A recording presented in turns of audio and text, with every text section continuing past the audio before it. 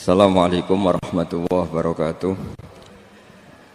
Bismillahirrahmanirrahim. Nahmaduka ya ghafuru ya syakuru. Mashalli wa sallim barik ala sayyidina maulana Muhammadin wa ala alihi wa sahbihi asma'in nama ba'du. Kula niki cerita ibadah sing ringan-ringan mawon. Tapi dadekne mlebu swarga. Amin. Terus kula badhe cerita siji mazhab Hasan Sadzili. Terus Hasan Sadzili niku thariqah sing dianut Gus Wafi. Kula nggih beberapa kali dapat ijazah saking Mbah Mun, saking bapak kula. Di antaranipun nggih pesen teng Gus Wafi, sebagian lewat kula ziarah teng Barozak nggih. Barozak Termas. Abdul Hasan As-Sadzili niku nate pas teng dalem ditamoni pemuda. Pemuda niku ngrutu. Di kampung kami banyak maksiat, di kampung kami banyak kesalahan. Niku sepundi? Jaga Abdul Hasan As-Sadzili niku ringan. Sing jelas mboten sragen. Contohnya mboten sragen. Sajane nggih persis, tapi zaman niku dereng ngeten saged. Kok tenggen kula kathah maksiat ngeten-ngeten. Jawabe Abdul Hasan As-Sadzili enten ngoten. Man ahabba alla yu'sawaha fi ardi alla yu'sawahu fi ardi faqad ahabba alla tadhara maghfiratuh wa alla tadhara syafaatuhu sallallahu alaihi wasallam. Dadi wong bayangno donya ora ana salah iku padha karo ora kepengin roh ghafure Allah Subhanahu wa ta'ala. Mulane mazhab Sadzili paling bandel, ngurusi wong bandel paling bandel nggih mazhab Sadzili. Ngger kiai Sadzili iku ora umate macam-macam. Mulane teng Indonesia niku penak, sing keturunan putih seneng nabi, sing ireng nggih seneng nabi, sing ora keturunan nggih seneng nabi. Mulane setan ku bingung. Nyongkone sing seneng nabi keturunan putih tok, sing seneng keturunan ireng ya seneng nabi, sing ora keturunan ya seneng nabi, sing lakenan ya seneng nabi. Jadi kelompok itu kathah. Ini penting kalau aturaken mergi madhab Sadzili niku pancen dados pembanding madhab Sayyid Abdul Al-Haddad. Madhab Abdul Hasan As-Sadzili niku sing paling masyhur diriwayataken dening Shahibul Hikam. Mergi Ibnu Athaillah As-Sakandari muridé Abdul Abbas Al-Mursi, Abdul Abbas Al-Mursi muridé Abdul Hasan sinten Asy-Syadzili. Niku madhab ingkang bener-bener jadi pembanding. Mergi teng bab husnudzon niku beliau itu pakar.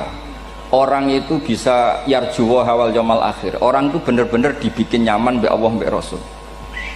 Misalnya ngeten, sampean sowan Allah iku kudu arep-arep disangoni. Kena arep disangoni berarti nganggep Allah iku medhit. Mulane tomak niku penting. Tapi mbek pangeran aja mbek wong, tapi mbek pangeran mbek. Dados limangka yarjuwa hawal yaumil akhir. Riyen niku zaman kula alit, niku anggere ana santri lunga iku sanggu sak umbalan. Mergo yakin kiai iku nyangoni. Lho diyakini nyangoni iku keren, berarti diyakini lomo. Lha kok yakin mlebu neraka, berarti nganggep Allah gak Rahman Rahim. Mulane yakin mlebu napa? Swarga. Mau modal urun maulid sak dina ora urun malah entuk. Terus niki rontok-rontok salah tapi semoga-moga itu sepura pangeran. Nggih wau. Nak sampean bener niku sifat ghafuri Allah nganggur, nggih.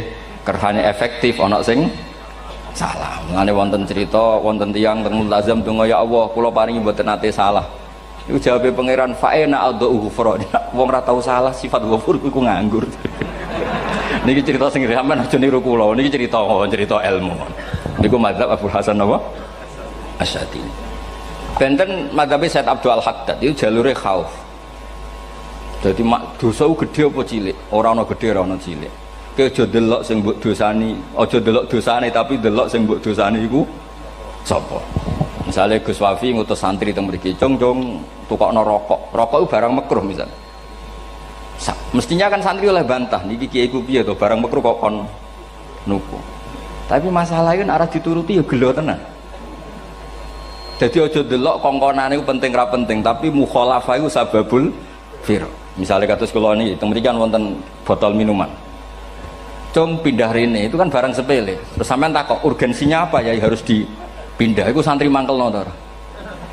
Ya dipindah wae pokoke penting nurut. Iku cara pandang Sayyid Abdul Al-Haddad. Ki aja geman bantah pangeran senajan to perintahe sepele. Piye-piye mukhalafah ngono iku jenenge Nah cara Abdul Hasan As-Sadzili nggih boten barang gede mbek cilik kudu ana bedane. Wong ana kabair ana saghair. Mosok WA janda beda mbek goncekno ya kudu beda. Wong WA tok kok padha mbek napa? goncekno yo kudu beda, kudu ana sawair, kudu ana napa? Kabair. Tapi cara Sayyid Abdul Haddad mboten delok sing mbok maksiati ku sapa. Sehingga khazanah kita niki penuh dengan ilmu. Mulane wonten bab ijtihad. Ijtihad niku ruangannya luas sekali. Nggih kula bolak-balik nyontokno. Kula sakniki kan jare wong akeh kiai gedhe. Jare wong akeh kula niku kiai gedhe. Nek diundang manakipan tangga yo bingung. Ora teko sawane iki gedhe sombong diundang wong cilik ora teko. Teko iku mahjubno kiai sing ora tau pahayu. Kuwi bingung. Nyatane kula ora teko nggih do matur nuwun Gus. Athok kula mboten lakon. Nah kula teko kan mesti ordere teng kula mboten. Cara sing entuk pitik gedhe nggih kula, salam templek gedhe nggih kula. Berhubung kula ora teko ngresgani tiyang kathah. Saiki misale wonten takok, kiai gedhe diundang musala cilik kesunatan teko apa makruh teko? Cara ijtihad, cara sampean makruh teko napa kesunat? Kula misale diundang ning Sragen ning musala Penceng. Kula niku sunat teko napa haram teko? Haram ya bener nggih haram ya. Setuju haram. Mergo mahjubno ya haram setuju niku. Itu ijtihad. Ijtihad itu ranahnya itu karena nggak bisa ditebak. Ijtihad itu nggak bisa ditebak. Kalau gak ada cerita kata tentang ijtihad, niki betapa umat Rasulullah umat sing bejo, pilihan-pilihan ijtihadnya dibenarkan. Masyhur tenggene cerita Bani Quraidah. Nabi ngendikan, engkau kue jogeman sholat asar kecuali sampai neng kampung Bani Quraidah. Ternyata kurang 2 kilo atau 3 kilo matahari itu mau terbenam. Sebagian sahabat sholat sebelum sampai Bani Quraidah karena takut sampai Bani Quraidah sudah kodok napa asar. Sebagian tetap sholat di Bani Quraidah meskipun sudah kodok asar. Ketika lapor Nabi semuanya dibenarkan. Semenjak itu ada pintu sing darani pintu napa ijtihad. Mulane kula bolak-balik cerita. Wonten kiai nak tangkok, "Cung kowe ngaji wek sapa? Ngaji kalian tiang niki." Kiaimu tau nangis mboten? Lereni ngaji wek kiai ra iso nangis, berarti atine atos. Nak Abdul Hasan Asadili takok icung kaya ngaji mbek kiai sapa kiai fulan. Tau guyu mboten nate lereni. Kiai ra iso syukur mbok jeni. Kiai ra iso syukur kok mbok jeni. Karena itu masalah ijtihad. Nggih masalah napa? Ijtihad. Ijtihad itu polanya enggak jelas. Wonten kiai ora gelem mulang wedok nggih kathah. Alasane wedi fitnah. Wong pancen iman pas-pasan mawon nembe wong ayu ya bingung. Tapi nak diwalik, nak kira gelem wong mulang wong wedok, terus yang mulang wong fasik, atau aliran sesat, itu ya repot. Kue ngerasa paling gak sesat. Ya sudah seperti itu masalah-masalah apa? Ijtihad. Nah, kalau tak cerita saat ini balik cerita tentang Burda. Burda itu nak ngelem Kanjeng Nabi. Niku pancen diilmoni tenan. Kalau niku Burda berjanji tiba, niku setengah hafal, pancen riyen Mbah kula buyut-buyut kula niku pesene ken apal tiba, apal berjanji, apal Burda. Wis mboten ngengken ngapal loh, tapi karena sering baca akhirnya hafal. Kalau beri beberapa contoh, ngelem niku nak mboten diilmoni itu kualitasnya ada bagus, tapi kalau diilmoni itu kualitasnya bagus. Kalau beri contoh begini. Saya itu kalau pidato atau khutbah atau ngaji, apalah terserah istilah jenengan atau ceramah. Biasanya kalau seneng istilah ngaji, niku mesti ndak ikuti sing gampang mawon wa ala alihi wa sahbi ajmain. Ajmain itu kalimatun fariqah bainana wa bainas syiah. Fa innana nukrimu jami'as sahabat.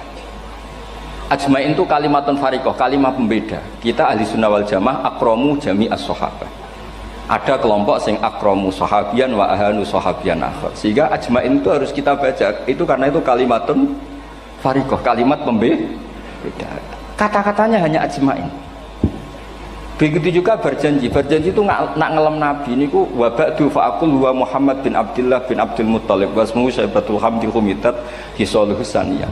Karena ketika Rasulullah memaklumatkan jadi Nabi itu problemnya itu nasabnya siapa? Orang-orang yang di Palestina, di Israel, di Yordan, di Syam kalau dulu itu alamatnya Nabi itu harus turunan Ibrahim. Ibrahim sementara orang Syam menurut pengetahuan orang-orang Yahudi Syam. Maka saya berjanji menunjukkan dulu kalau nasabnya Muhammad tuh ini. Terus sampai warafuhu ilal khalili Ibrahim, terus ila dzabih Ismail nisbatuhu wa muntama. Terus setelah itu terus beliau ngendikan wa adnanu bila raibin inda dzabil ulumin sabiyah ila dzabihi ismail nisbatu wa tamam. Terus ketika berjanji di Karang itu sudah ada faham-faham yang seakan-akan babahnya Nabi itu ada masalah. Terus beliau ngendikan ini Syaibatul Hamdi, Sayyid Abdul Muthalib itu orang yang ketika buka Ka'bah, buka Zamzam, saurip-uripe muji pangeran. Terus banyak lagi wasumi'a fi sulbihin Nabi sallallahu alaihi wasallam dzakarallaha ta'ala walab. Mbah yang ini bahkan dengar ketika Nabi masih di punggungnya membaca tasbih. Terus sampai fa'azim bihi min ikdin ta'allaqat kawakibud durriyah wa kaifala wa sayyidul akramu sallallahu alaihi wasallam wasitatuhumun tak. Nabi itu orang suci, makanya harus lewat rahim yang suci, harus lewat bapak yang suci, mbah yang suci, sampai ila khalilir rahman Ibrahim alaihis salam.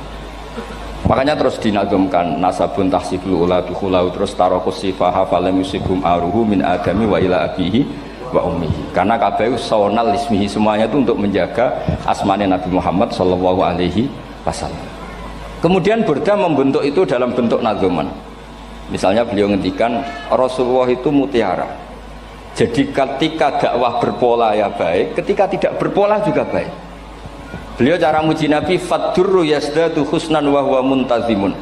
Namanya mutiara ketika diuntai pasti sangat indah.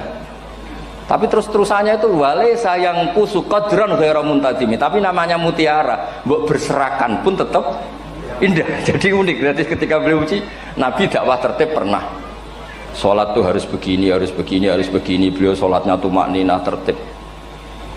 Tapi Nabi pernah sholat gak tertib. Duhur tuh 2 rakaat. Mana anak kiai rodok lalinan itu ya anak sana tuh. Duhur itu 2 rakaat. Tapi barokahnya Nabi duhur 2 rakaat diketahui cara sholat kalau salah itu gimana. Umpama Nabi sholatnya bener terus, itu akan kesulitan kita solusinya ketika ngalamin apa? Kesalahan. Makanya Nabi ngintikan ma kuntu ansa walakin unassali as-sunnah. Itu mestinya ratau lali, tapi didesain lali biar bisa jadi sunnah. Wonten tiyang salate sawi maca surat Baqarah, wonten tiyang badhe njupuk wedhuse lah cara Indonesia. Bareng kesuwen piyambake mufaraqah. Walhasil Mu'ad matur Nabi, ini munafik di tengah-tengah sholat kok mufaraqah. Si penggembala unta ini juga ngeklaim, ya Rasulullah imam kita tidak benar, sholatnya kesuwen. Pikirannya wong ora bela imame. Ternyata Nabi gak bela sing ngangon. Afattanun anta ya Mu'ad. Wong imami wong seragen surat Baqarah.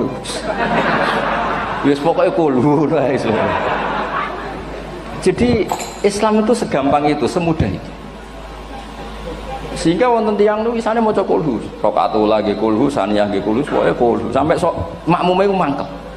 Waduh, si imam iki gak keren, mosok main apa? Kulhu.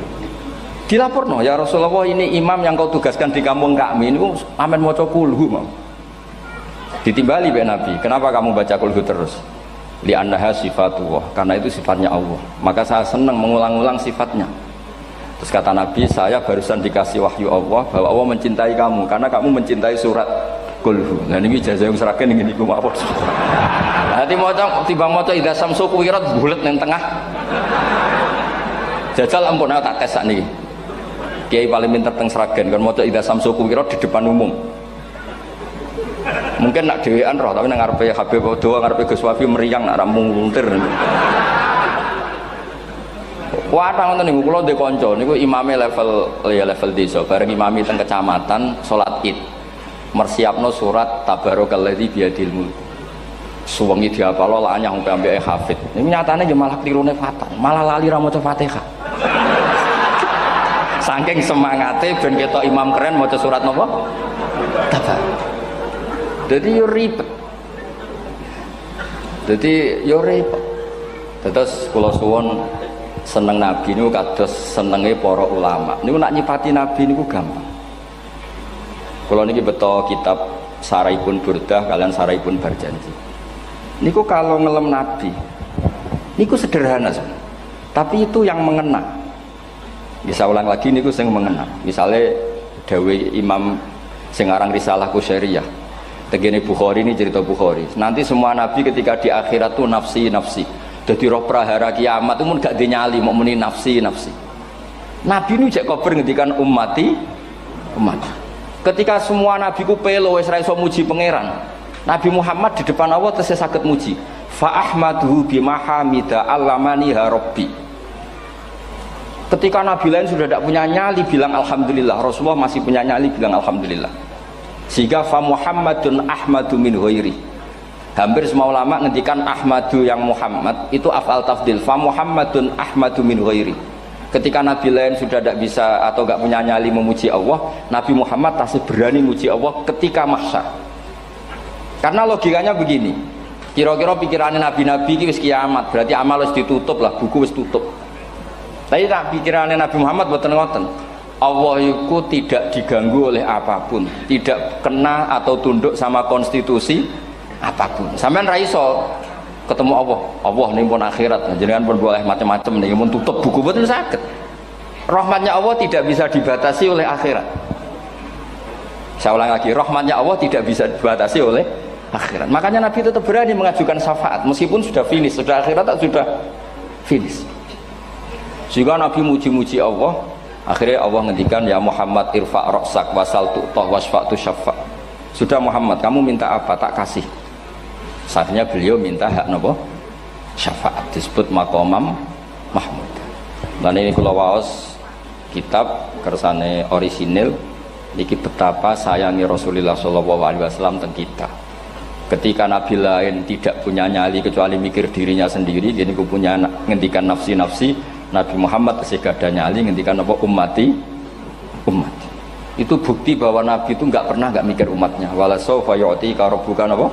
Fatar. Ini nabi cek jawab, fa la ardo wa wahidun ummati finnar.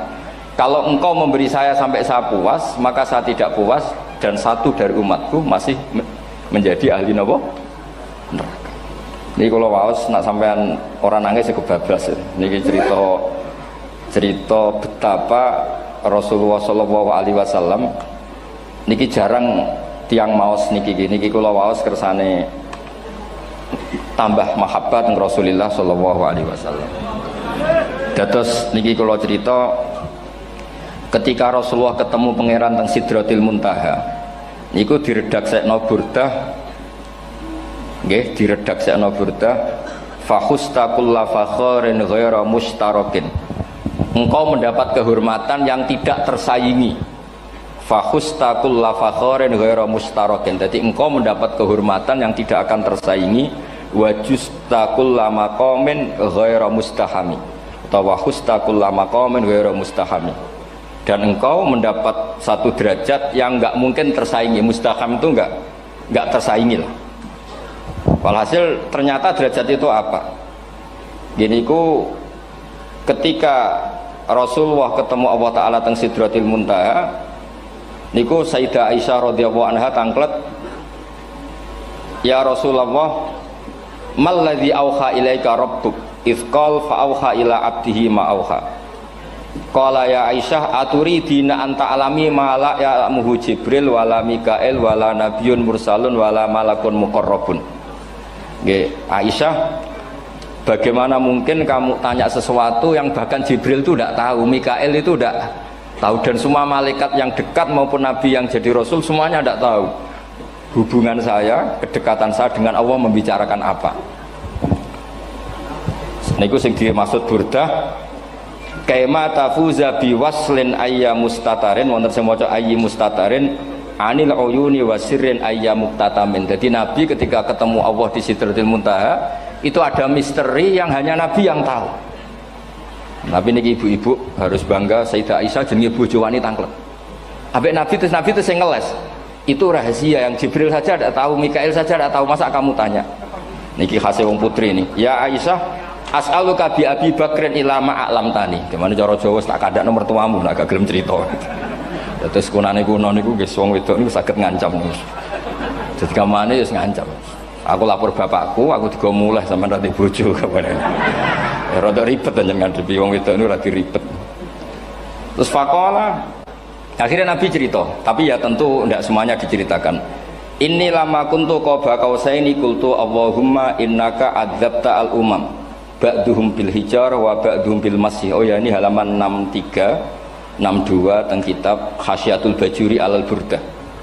Ya, kitab Hasyatul Bajiri alal Burdah. Ya Allah, Engkau menyiksa umat-umat sebelum umat saya, sebagian bil hijarah wa ba'dum bil masri wa ba'dum bil khosfi.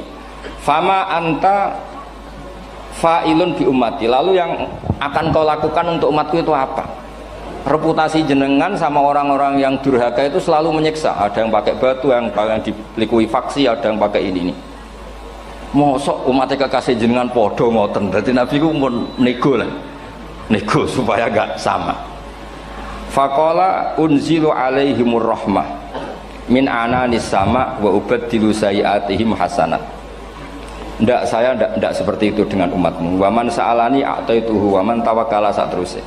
Terus wa fid dunya asturu alal usad wa fil akhirah usyaffi'u kafihim. Orang-orang yang masih maksiat di dunia tak kasih hak tobat, dan nanti di akhirat tak kasih hak syafaat. Engkau tak kasih hak syafaat. Mulane ini penting dingertosi, bilih ukuran Nabi baik itu gampang nak sampean ngaji ngangge ilmu.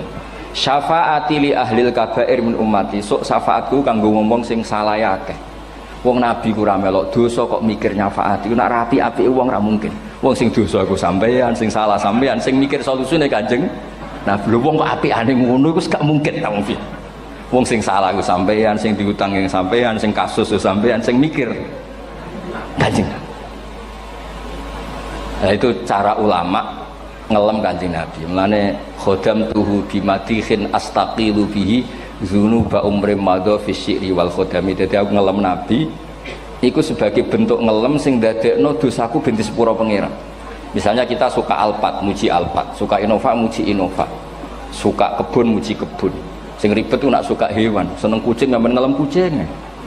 Lu bareng ngelem Kanjeng Nabi kok ora iso. Lane jari Burdah, aku iku ngelem apa tahu iso, mosok aku ora tau ngelem Kanjeng Nabi. Makanya terus beliau hidupnya, kemampuan syairnya didedikasikan hanya nggo ngelem Kanjeng Nabi Muhammad sallallahu alaihi wasallam. Makanya terus ngendikan wa huli kholasi khaira multazim. Saya dedikasikan kecerdasan saya untuk ngelem Kanjeng dan Nabi, dan itu solusi terbaik. Lalu nak ngelem Kanjeng Nabi kadang kebablasan, sampai dikritik banyak ulama karena kebablasan. Gini masyhur beliau ngendikan wala yadi ka Rasulullah jahu kabi idzal karimu tajalla bismi muntaqimi. Wonten naskah sing tahalla, duka wau teng mriki diwaos napa tahalla napa tajalla Gus. Tahalla ya. Wonten naskah tahalla wonten tajalla. Artosipun ngeten. Ya Allah, nabimu ini engkau gelari nabi yang ar-raufur rahim, sebagaimana yang sering disebut Habib Ali Al-Habsyi. Jika nabimu itu ar-raufur rahim, maka ketika engkau mau menyiksa saya dengan atas nama engkau al-muntaqim, zat yang tukang nyiksa, yang menyiksa, maka gelar engkau kepada nabi yang ar-raufur rahim itu kamu kemanakan? Jenengan kudu konsisten, terus kadung ngarani nabi ini jenengan raufur rahim. Maka sifat jenengan yang muntaqim jangan pakai dulu, karena saya ini umatnya Nabi yang kamu beri gelar Raufur Rahim. Paham tak jenengan? Maksudnya ya aja sida nyiksa wong kadung mbok arani Raufur Rahim. Dadi wala yadi ka Rasulullah jahu kabi idzal karimu tajalla tatahalla bismimun takim. Terus sekarang Burdah jenenge Muhammad. Allah kadung janji wong sing jenenge Muhammad ora bakal disiksa. Sebetulnya maknanya ya Muhammad Sayyidul Anbiya nih. Tapi ketika ono panggilan Muhammad ke depan, Muhammad gak boleh disiksa. Jeneng kula nggih Muhammad. Terus Burdah nu saking yakine ngendikan fa innali zimmatan minhu bi tasmiyati Muhammadan wa huwa afal khalqi bi zimman. Gusti jenengan kudu eling nami kula niku Muhammad. Wong sing jenenge Muhammad itu ora oleh disiksa. Padahal maksudnya ora oleh disiksa kan kanjeng Nabi Muhammad, tapi piyambake namine Muhammad. Terus ngendikan malih in ati dzamban fama ahdi bimuntaqidi minan nabi wala habli bimun sorim. Gusti kula pun iman mbek jenengan. Iman itu nilainya tertinggi. Jenenge iman nilai tertinggi, maka iman nggak bisa dibatalkan hanya karena saya salah. Jadi pangeran kok diruwayu, dipeksa, kudu ngakoni nek dene umat Rasulullah sallallahu alaihi wasallam dan in ati lamun nekane ingsun dzamban ing dosa. Fama ahdi bimuntaqidin, maka perjanjian saya dengan engkau tidak boleh dibatalkan.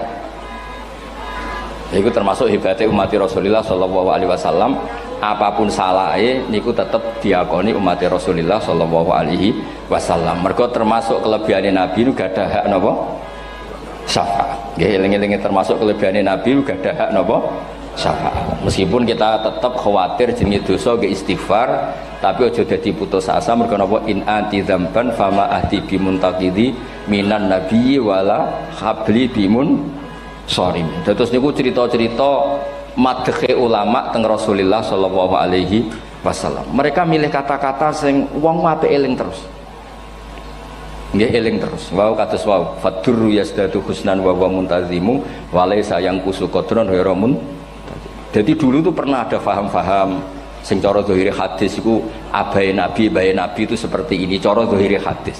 Tapi ahli sunnah wal jamaah terus di pendapat bapake nabi babe nabi iku min ahlil jannah. Mergo apa? Wa kaifala wa sayyidul akramu sallallahu alaihi wasallam wasitatul muntaqo. Nabi itu orang suci, pasti lewat rahim-rahim yang suci. Minal aslabi thahira ilal arhamiz zakiyatil fakhira. Itu logika yang dibangun. Sehingga terus mantep baru kayak wau mau sedibak mau berjanji kiyakan wong Islam an-nabi min abihi wa ila jaddi wa ila jaddi jaddi sampai Adam niku kabeh tarokus sifaha falam yusibhum aruhu min adami wa ila abihi wa ummi. Begitu juga masalah iman. Soal misalnya ada pertanyaan ilmiah, lalu Ibrahim gimana? Karena nanya Azar itu kafir. Zaman ada Nur Rasulullah Shallallahu Alaihi Wasallam, Azar belum kafir. Setelah intikal ke Ibrahim, baru Azar kafir. Atau ada yang menjawab istilah abun di situ itu majaz. Sebetulnya Azar bukan bapak kandung, tapi apa? Paman. Selalu ada jawaban ilmiah dari ulama-ulama ahli sunnah wal jamaah. Tapi kalau pesen teng jenengan, sementing niku mau sedibak berjanji nopo burdan itu ada 1-2 bait yang jenengan tahu maknanya, sehingga nanti kualitas mahabbah kita, kualitas kecintaan kita pada Rasulullah Shallallahu Alaihi Wasallam niku tambah. Misalnya ngeten, kula kan nekuni tafsir ya, ada ayat rubama yawaddul ladzina kafaru law kanu muslimin. Niku hampir semua fasir konsensus sepakat jengben nak wong Islam mlebu neraka. Niku sampean kudu donga, nak mlebu neraka muga-muga jejer wong kafir sing kecangkeman. Niku dinyek. Jarene iman nekani mau oleh jutene neraka padha wae aku. Apa meneh misale sampean hafal Quran jejer wong sing ora hafal, jare kapit kok ora mlebu napa? Neraka. Kudu ana sing ngenyek.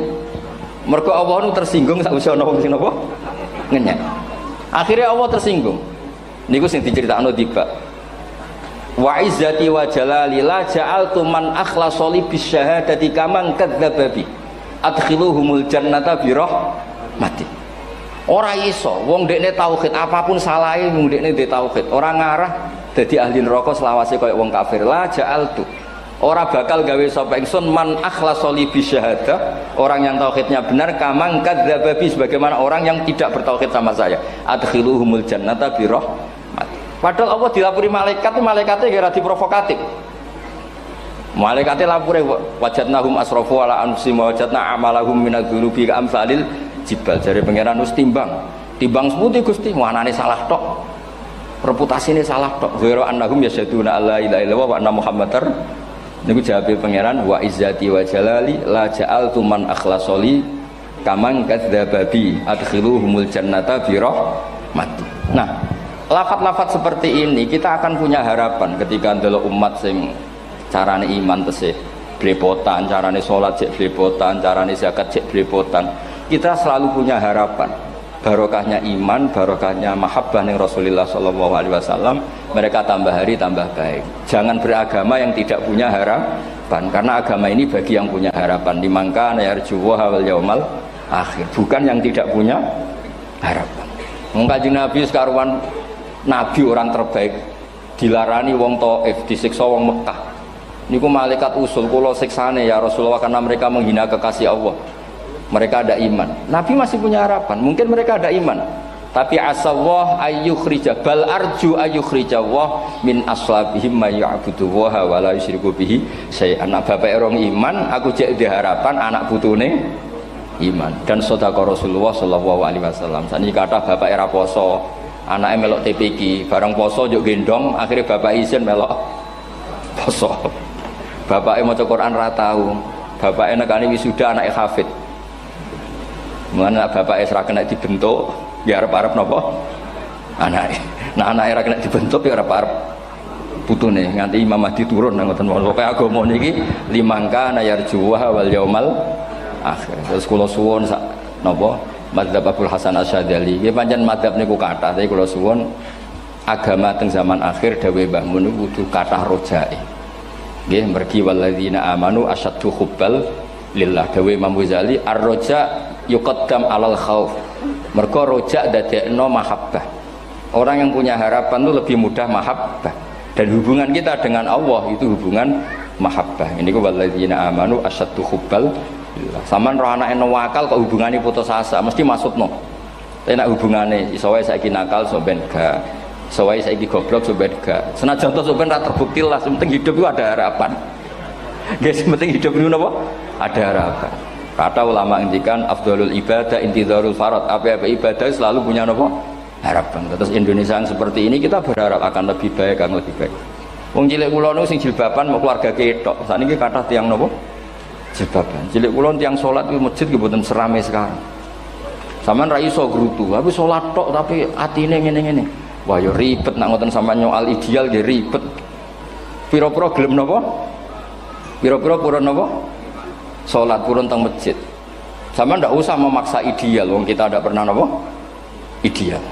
Terus kula suwun cerita-cerita teng tiba teng berjanji bahwa Nabi sahibus syafa'ah. Nabi nu tiyang sing peduline napa ummati. Jadi ketika Nabi lain mboten gadah nyali ngadepi hisab, ngene iku do muni nafsi, Nabi tesih gadah nyali mikir umate ngendikan mati. Carane apa? Muji pangeran bimahamida allamani ha rabbi.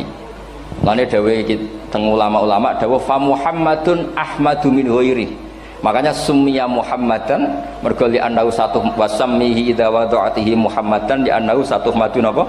Uqbah wa summiya Ahmad li annahu ahmadu min ghairi. Ini hampir semua ulama ngendikan ketika teng mahsyar semuanya Nabi gak punya nyali untuk matur minta sama Allah. Mergo wis kiamat berarti wis Nabi tesih ada pikiran Allah itu tidak terhalangi oleh kiamat, Allah tidak terhalangi oleh akhirat, Allah tidak bisa dihalangi apapun, sehingga Nabi tetap wani jaluk pangeran. Berarti mujine Nabi ku lebih tok karena tahu Allah itu tidak terbatasi. Nah karena Allah tidak terbatasi, podo-podo Allah wapian, wis tak jaluk kanggo umatku sing mati alat tauhid. Berhubung Nabi ngoten terus Allah ngendikan ya Muhammad irfa ra'sak napa wasal tu'tah wasfa tusyafa. Muhammad kepala kamu angkat, kamu minta apa saya turutin. Terus Nabi minta hak napa syafaat. Seseorang bertobat. Dulu umatnya Nabi Musa ada yang menyembah anak sapi, ijel itu, harus tobat. Itu tobatnya ekstrim betul. Kalau tobat sekarang kan cukup istighfar sama istighosah. Kalau dulu enggak, liyak tulal bari umingkum al mujrimah, yang terbebas dari dosa menyembah anak sapi, membunuh yang terlibat atau pernah menyembah anak sapi. Makanya ayatnya apa? Fatubu ila bari'ikum faqtulu anfusakum. Ya, jadi orang-orang yang pernah menyembah anak sapi itu tobatnya apa? Faqtulu anfusakum. Sebab itu semua ulama berkewajiban menerangkan nasa mansuh. Sampai Sayyidina Ali suatu saat ada mubalek atau ustadz itu ngajar di masjid, ditanya, kamu tahu nasa mansuh enggak? Enggak tahu. Terus kata Sayyidina Ali, berhenti jadi mubalek, lisensinya dicopot. Dicopot, kemudian halakta wa ahlakta, kamu rusak juga merusak. Kenapa demikian? Logikanya begini, semua nabi itu kan panutan. Saya ulang lagi ya, semua nabi itu panutan. Tapi kalau kamu tidak tahu nasaman, so jangan-jangan kamu ikut nabi sebelum kamu, yang nasahnya itu syariatnya sudah apa? Mansukhoh, sudah di nasah. Itu kayak kasus Sunda Wiwitan ini. Itu gak mau punya Nabi Muhammad karena kurang keren, kurang sepuh. Nabinya langsung Nabi Adam. Resikonya adalah beberapa aliran sesat itu, aliran yang kurang benar itu, zaman Nabi Adam kawinan otomatis sama saudaranya. Lalu masa sekarang kita membolehkan kawin sama apa? Kalau sama Nabi Adam mau tidak mau. Karena yang cowoknya ya bin Adam, putrinya binti Adam. Lalu Allah bikin satu sunnah yang suami istri itu harus beda, yaitu satu kandungan itu melahirkan satu pasang. Dan mulai dulu memang pasangannya orang jelek itu orang cantik. Makanya agak sial itu yang perempuan-perempuan itu. Memang mulai dulu gitu. Kalau cantik itu kesunatannya dapat jelek. Ya. Nanti sama-sama masuk surga. Karena yang cowoknya ibadahnya syukur, yang ceweknya sabar. Ya. Itu nanti sama-sama.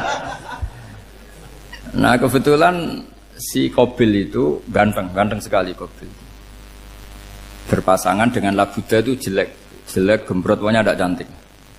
Enggak lah, kebalik. Qabil itu berpasangan sama Iklimah. Jadi Qabil ganteng, punya adik kandung namanya Iklimah itu cantik sekali.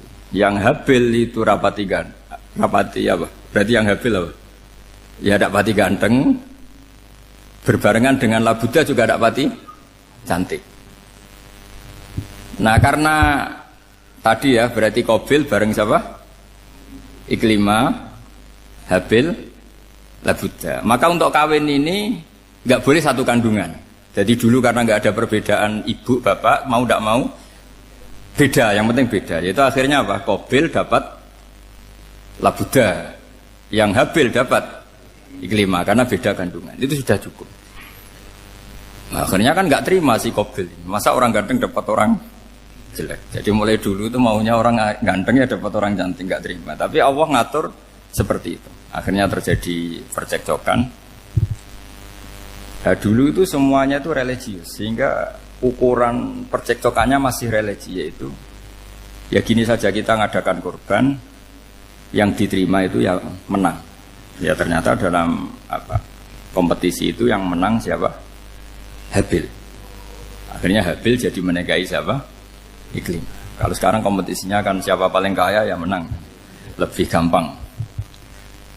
Nah kemudian bayangkan misalnya, ya saya ini menerangkan asa mansuh.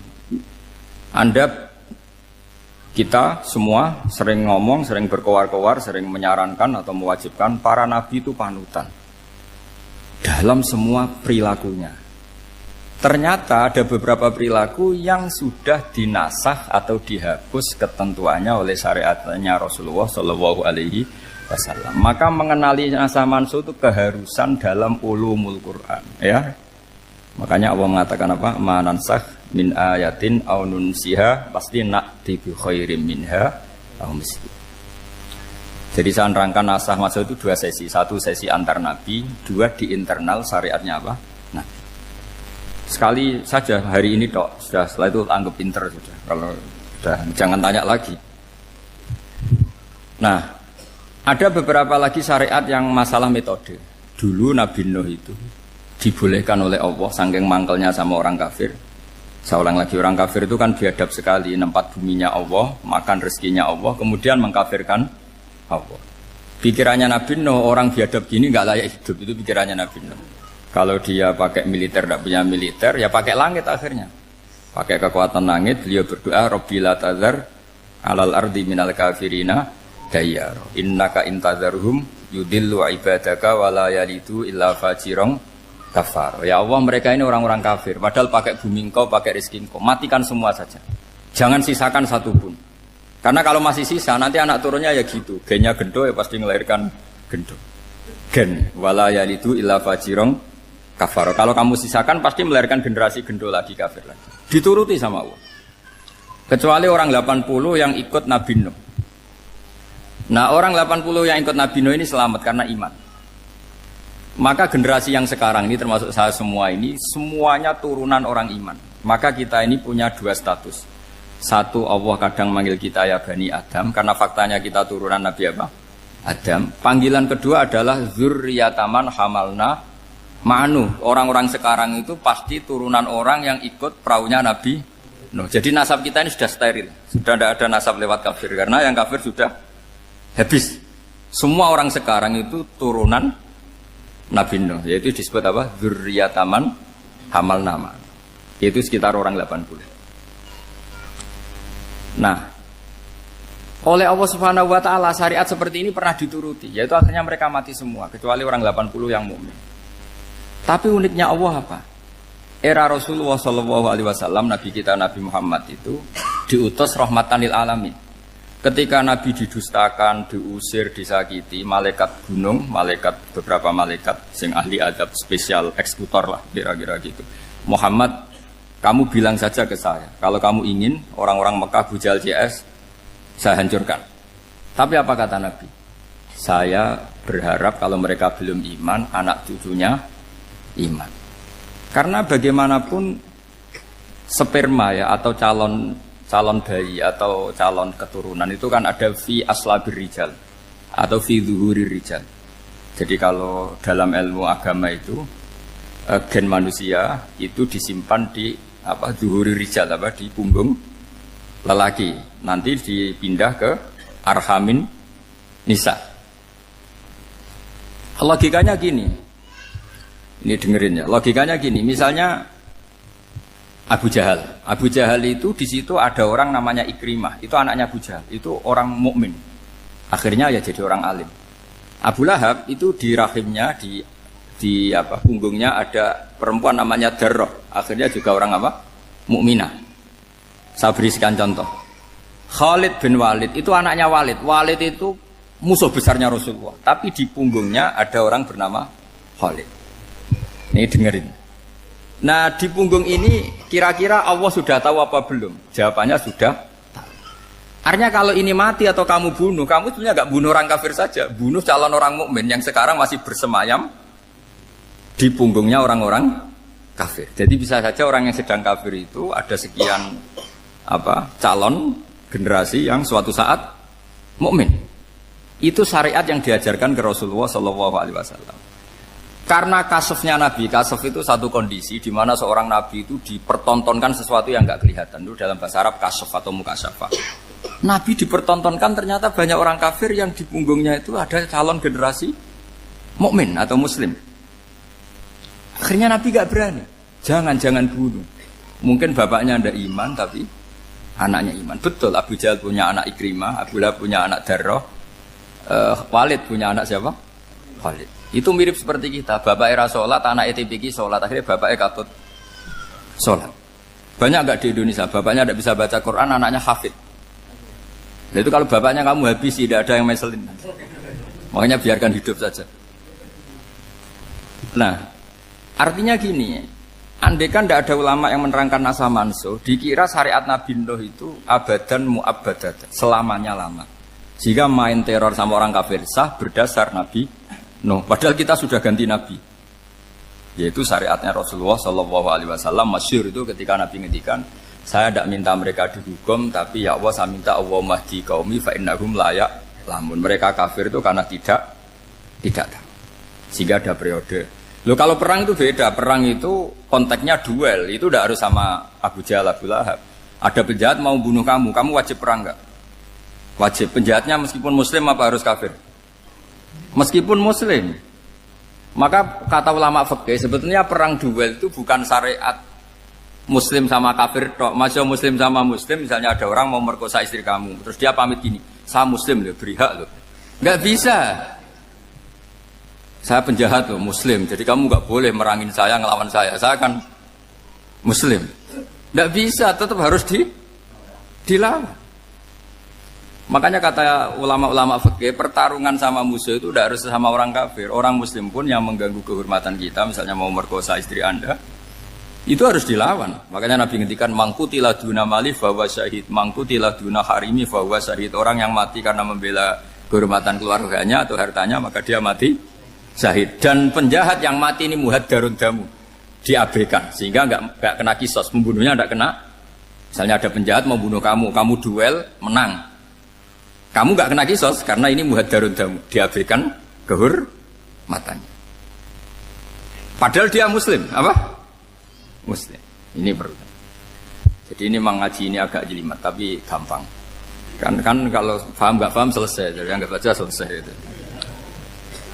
Sehingga kalau enggak ada nasa mansuh, maka orang selalu berpikir, pokoknya yang penting ikut Nabi. Lah itu bahayanya kalau Anda tidak tahu detail, jangan-jangan syariat yang kamu ikuti itu syariat yang sudah berstatus mansukhoh, telah dicabut. Dan itu banyak. Makanya kata Sayyidina Ali ketika ada orang ngajar gak tahu nasa mansuh, halakta wa ahlakta, kamu rusak dan merusak orang lain. Seperti tadi pernah ada kawin itu satu turunan, yaitu era Nabi Adam. Masa kita sekarang kawin sama satu turunan, kan gak mungkin. Ya kan, pernah ada membumi hanguskan orang kafir, yaitu syariatnya Nabi Nuh. Itu dihapus oleh syariatnya Nabi Ibrahim dulu. Yaitu Nabi Ibrahim menghentikan apa? Faman tabi'ani fa innahu minni wa man asani fa innaka ghafurur rahim. Ya, kalau orang ikut saya ya Allah ya pasti golongan saya. Kalau yang masih maksiat, masih balelo, saya berharap engkau ampuni. Akhirnya banyak orang kafir tobat. Coba era Rasulullah itu semua orang kafir Mekah itu kafir. Nabi belum wafat. Itu sudah ada 114.000 mukmin semua. Jadi Nabi menangi mayoritas orang menjadi mukmin dari mayoritas kafir. Yaitu disebut wara'aitan nasa yadkhuluna fi dinillahi afwaja. Andai kan Nabi Muhammad pakai syariatnya Nabi Nuh, bisa enggak mengislamkan orang sebanyak itu? Enggak bisa kan? Maka ini penting mengenali nasab mansur. Jadi periode cara wong Jawa maksud no tuntas. Robila tadar itu, pasot tuntas itu, menghabisi itu habis. Di periode Nabi siapa? Nuh. Syariat itu sudah enggak dipakai lagi. Yang dipakai apa? Faman tabi'ani fa innahu minni wa man asani fa innaka ghafurur rahim. Lah Nabi Muhammad ini Nabi yang kena khitab anit tabi' millata Ibrahim hanifah. Jadi masternya Nabi Muhammad itu mentornya Nabi Ibrahim. Sehingga syariatnya ya faman tabi'ani fa innahu minni wa man asani fa innaka ghafurur rahim. Tidak syariat rabbila tadzar alal ardi minal kafirina daya. Jelas ya. Jadi mengenali nasa mansur itu penting sekali karena kalau enggak Anda halakta wa ahlakta, kamu merusak diri kamu sendiri juga merusak orang lain karena menfatwakan hukum yang sebetulnya sudah berstatus mansukh. Hanya berdasar itu kan syariatnya nabi-nabi dulu. Syariat yang apa? Syariat yang nggak pernah terhapus hanya satu, usuluddin, yaitu tauhid, itu sama. Tapi kalau syariat itu beda-beda, atau furu'iyah itu beda-beda. Yaitu tadi saya beri contoh era Nabi dulu, kalau ada pakaian najis dipotong, dibuang. Era Nabi Muhammad dicuci. Orang kafir dihabisi oleh langit. Era Nabi Muhammad nggak boleh, bahkan didoakan Allahumma hdi qaumi fa innahum la ya'lamun. Di Qur'annya apa? Wa in ahadum minal musyrikin astajaraka fa'jirhu hatta yasma'a kalam Allah tsumma ablighu ma'mana. Jadi kalau ada orang kafir enggak boleh main dihabisin mereka, beri peluang untuk mengkaji kitabullah hatta yasma'a kalam Allah. Kalau mereka sudah berpeluang ngaji, harus tsumma ablighu ma'mana, harus dijamin keamanan. Ya, karena apa? Dzalika bi annahum qaumul la ya'lamun. Bagaimanapun mereka memang karena tidak tahu. Nah, kenapa tidak tahu? Enggak. Karena tadi mereka tertutup oleh kultur yang beratus-ratus tahun. Mbah-mbahnya mereka menyembah batu, menyembah berhala. Ya tahunya itu ya Tuhan. Bagaimana Anda bisa menjelaskan sesuatu yang sudah beratus-ratus tahun kan tidak gampang. Maka ada periode dimaklumi, apa? Kalau era sampean kan, mosok waktu disembah saking gobloknya orang, kamu lahir kan sudah nyembah Allah, tidak nyembah batu. Bayangkan kalau kamu jadi mereka. Wong perut kamu saja disuruh makan pizza sakit kok, karena saking lamanya makan sambal kan gitu. Kamu bilang perempuan Indonesia saja cantik kok, saking lamanya jadi orang Indonesia. Padahal orang Indonesia tanyakan orang Eropa, cantiknya di mana? Kamu lahir di Afrika, bilang orang Afrika itu cantik, tanyakan orang Eropa, cantiknya di mana? Hitam gitu kok. Jadi orang itu pasti terkooptasi oleh sekelilingnya. Orang Afrika akan bilang wanita Afrika itu cantik. Coba tanyakan orang Eropa, cantik apa enggak? Belas. Orang Eropa yang kulitnya gitu kata orang Eropa indah, kata sampean koyok anaknya kebo katanya kulitnya. Jadi orang itu akan terkooptasi oleh sekelilingnya. Bayangkan kalau semua orang nyembah berhala terus kamu tidak, alasan kamu apa? Kan menentang mayoritas. Dan itu berat. Maka dimaklumi oleh Allah, dzalika bi annahum qaumul la ya'lamun fi manah panyeruah. Nah, pemakluman ini yang mulai sekarang terkikis. Orang main pukul saja enggak mau ngaji. Enggak mau ngaji Quran secara kafah. Jadi fatwanya Islam kafah tapi ngajinya Quran enggak kafah. Ngambil 1-2 potongan ayat dipakai dalil. Jadi Islamnya inginnya kafah tapi ngajinya Quran enggak. Kalau kafah ya hafal 30 juz itu. Kalau mau ya, kalau mau kafah ya hafal berapa? 30 juz. Makanya saya sering bilang, saya sering dinasihati orang karena belum tahu saya ini hafal Quran. Bapak harusnya Islam itu kafah. Kata saya ya dimulai dari konsep Islam itu kafah dulu, apa ya hafal Quran secara kafah. Jadi ini penting saya utarakan. Bahaya sekali orang mengenali Islam tanpa mengenali nasah mansukh. Karena beberapa syariat Nabi sebelum kita itu berstatus mansukh. Terus contoh berikutnya, ini nasakh mansukh antar Nabi apa khusus internal Nabi? Antar Nabi aja nggak selesai nih sampai subuh aja nggak selesai. Contoh yang paling keren mungkin cowok semua senang. Nabi Dawud dulu istrinya berapa? 99.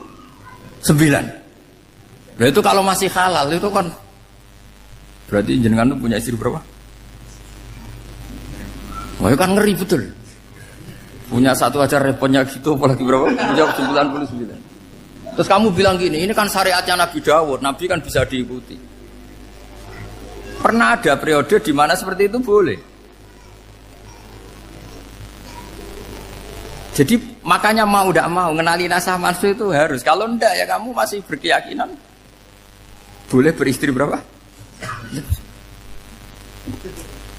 Nah ini penting saya utarakan. Makanya Sayyidina Ali itu kalau ngetes calon mubaligh, kira-kira kalau Kemenak dulu inginnya apa? Sertifikasi apa? Mubaligh. Itu tanyanya gitu.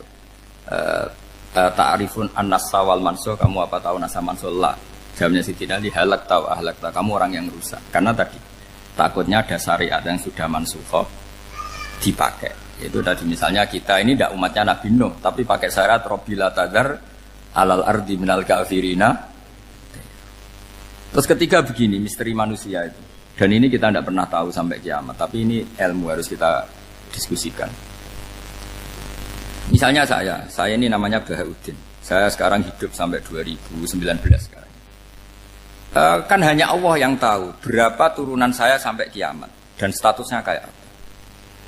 Donald Trump juga gitu. Donald Trump itu sekarang kafir, tapi kita tidak pernah tahu nanti turunan keberapa ada yang Muslim. Lah turunan yang calon Muslim ini diletakkan di mana kita tidak tahu. Yang jelas kalau kamu bunuh itu katut itu.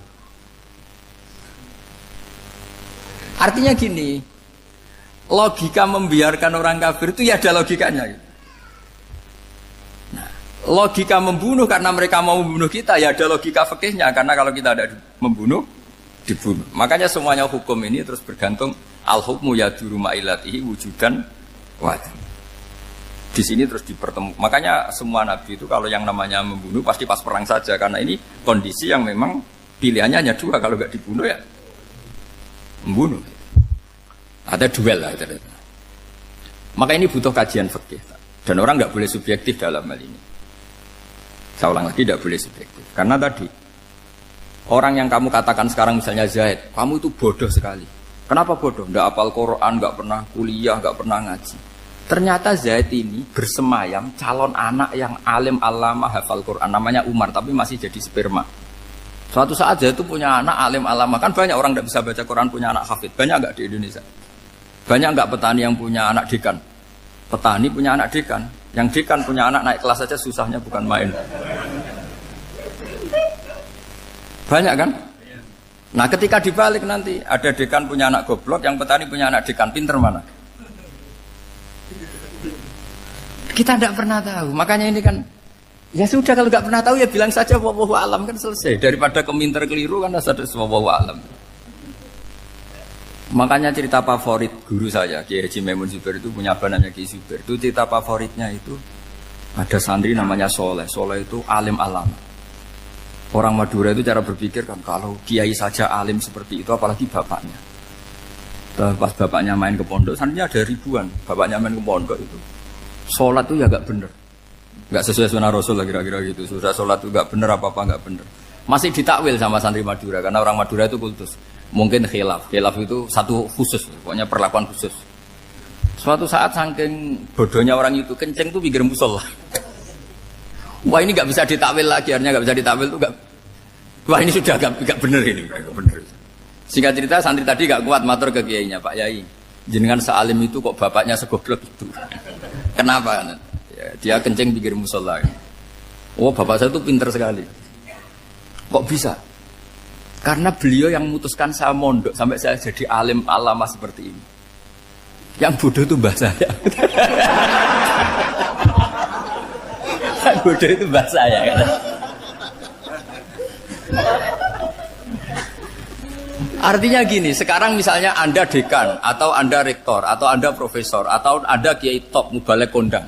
Anda mau balik kondang terus punya anak, gobloknya bukan main. Atau apalagi anaknya ketangkep KPK.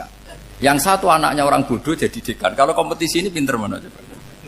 Ada ahli metodologi tapi anaknya itu terlibat narkoba. Yang ini petani utun, anaknya dekan. Kira-kira kalau dikompetisikan pinter mana?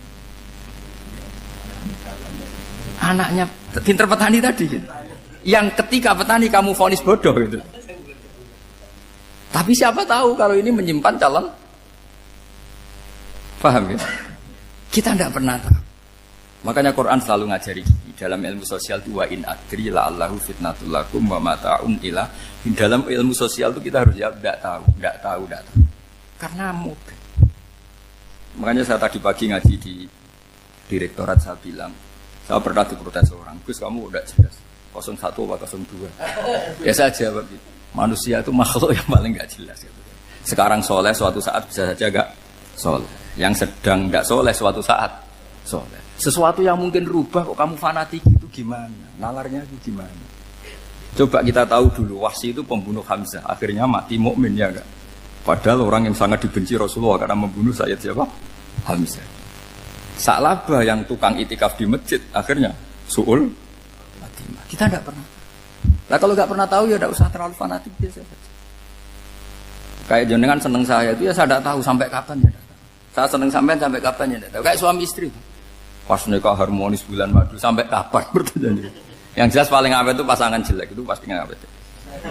Makanya jadi guyonan. Pasangan itu jangan baik-baik gak awet. Kalau jelek itu awet. Ternyata maksudnya cantik sama ganteng. Itu suatu saat pasti jadi jelek. Yang jelek sama jelek pasti jelek terus. Makanya jadi guyonan. Kalau pasangan jelek itu awet katanya. Tapi kalau pasangan baik, ternyata baik wajahnya itu pasti gak awet. Suatu saat pasti jelek. Tapi yang jelek awet. Karena mulai dulu ya jelek sampai itu. Awet jeleknya maksudnya bukan. Ya jelas ya. Jadi saya mohon sekali ini ilmu. Sampai ndak urusan ini bukan urusan cocok ndak cocok tapi ilmu. Ilmu harus kita dengar bahwa syariatnya para nabi itu yang sifatnya furu'iyah, tidak usuliyah, tidak tauhid itu potensi rubah. Sehingga mengkaji nasah mansuh itu satu keharusan seorang ulama. Makanya setiap ada syariat nabi hal hadis syariah mu'abbadah amla, mansukha amla. Karena potensi itu tinggi. Kita tahu dulu semua nabi sholat menghadap apa? Baitul Maqdis. Era Rasulullah dipindah ke Ka'bah. Tapi kalau kamu katakan total Baitul Maqdis ya tidak juga. Nabi Ibrahim mulai dulu madhabnya ke Ka'bah. Tapi kalau Nabi Musa ke Baitul Maqdis. Terus kamu bilang ini 01, 02 ya memang syariat jadi sesuatu yang furu'iyah. Nah, kenapa ini furu'iyah? Jawabannya sederhana. Ketika seseorang menghadap Ka'bah itu menghadap batu apa menghadap Allah? Allah. Ketika menghadap Baitul Maqdis hakikatnya menghadap Allah apa menghadap Baitul Maqdis? Allah. Maka menghadap Ka'bah itu sebenarnya masalah furu'iyah. Yang masalah usuliyah adalah inni wajjahtu wajhiya lilladzi fataras samawati wal ardh. Yang permanen adalah menghadap Allah Subhanahu wa taala. Cuma secara prosedur syariatnya secara zahir menghadap Ka'bah. Maka potensi rubah karena ternyata itu furu'iyah. Untuk kiblatnya itu furu'iyah. Yang permanen adalah menghadap ke Allah Subhanahu wa taala. Ini penting ya. Jadi terus sekarang masih antar nabi apa di internal nabi? Ini sudah mau selesai waktunya, sudah habis ini. Internal. Ini sudah selesai ini sudah pas ini. Mohon Pak Amir. Oh. Jam ini sudah. Sampai mana tadi? Diteruskan apa enggak? Sudah ya, sudah kayaknya sudah. Biar kelihatan cerdas terus. Sekali pertemuan sudah pinter gitu. Berapa? Setengah jam sudah pinter. Yang internal Nabi apa antar Nabi? Internal ya, sudah sekarang ke internal. Kalau internal lebih banyak lagi contohnya. Yang masyhur tentu masalah Baitul Maqdis. Dulu Rasulullah pernah sholat menghadap Baitul Maqdis 16 bulan. Berapa? 16 bulan, kila 17. Pokoknya khilafnya hanya 16 dan 17. Kalau ada bilang 10 bulan berarti gak pernah ngaji khilafnya. Karena khilafnya itu hanya 17 sama 16. Akhirnya sama Allah diminta disuruh menghadap ke Ka'bah. Saya ulang lagi, itu tetap masalah antar nabi sebetulnya. Begini. Makom itu kalau dalam bahasa Arab bukan kuburan. Kalau di Indonesia kan makomnya Sunan Bonang itu kan kuburan. Kalau makom dalam bahasa Arab itu sesuatu yang pernah dipakai singgah, itu namanya apa? Makom. Lalu Rasulullah itu pertama di Medina itu madhep Baitul Maqdis itu 16 bulan.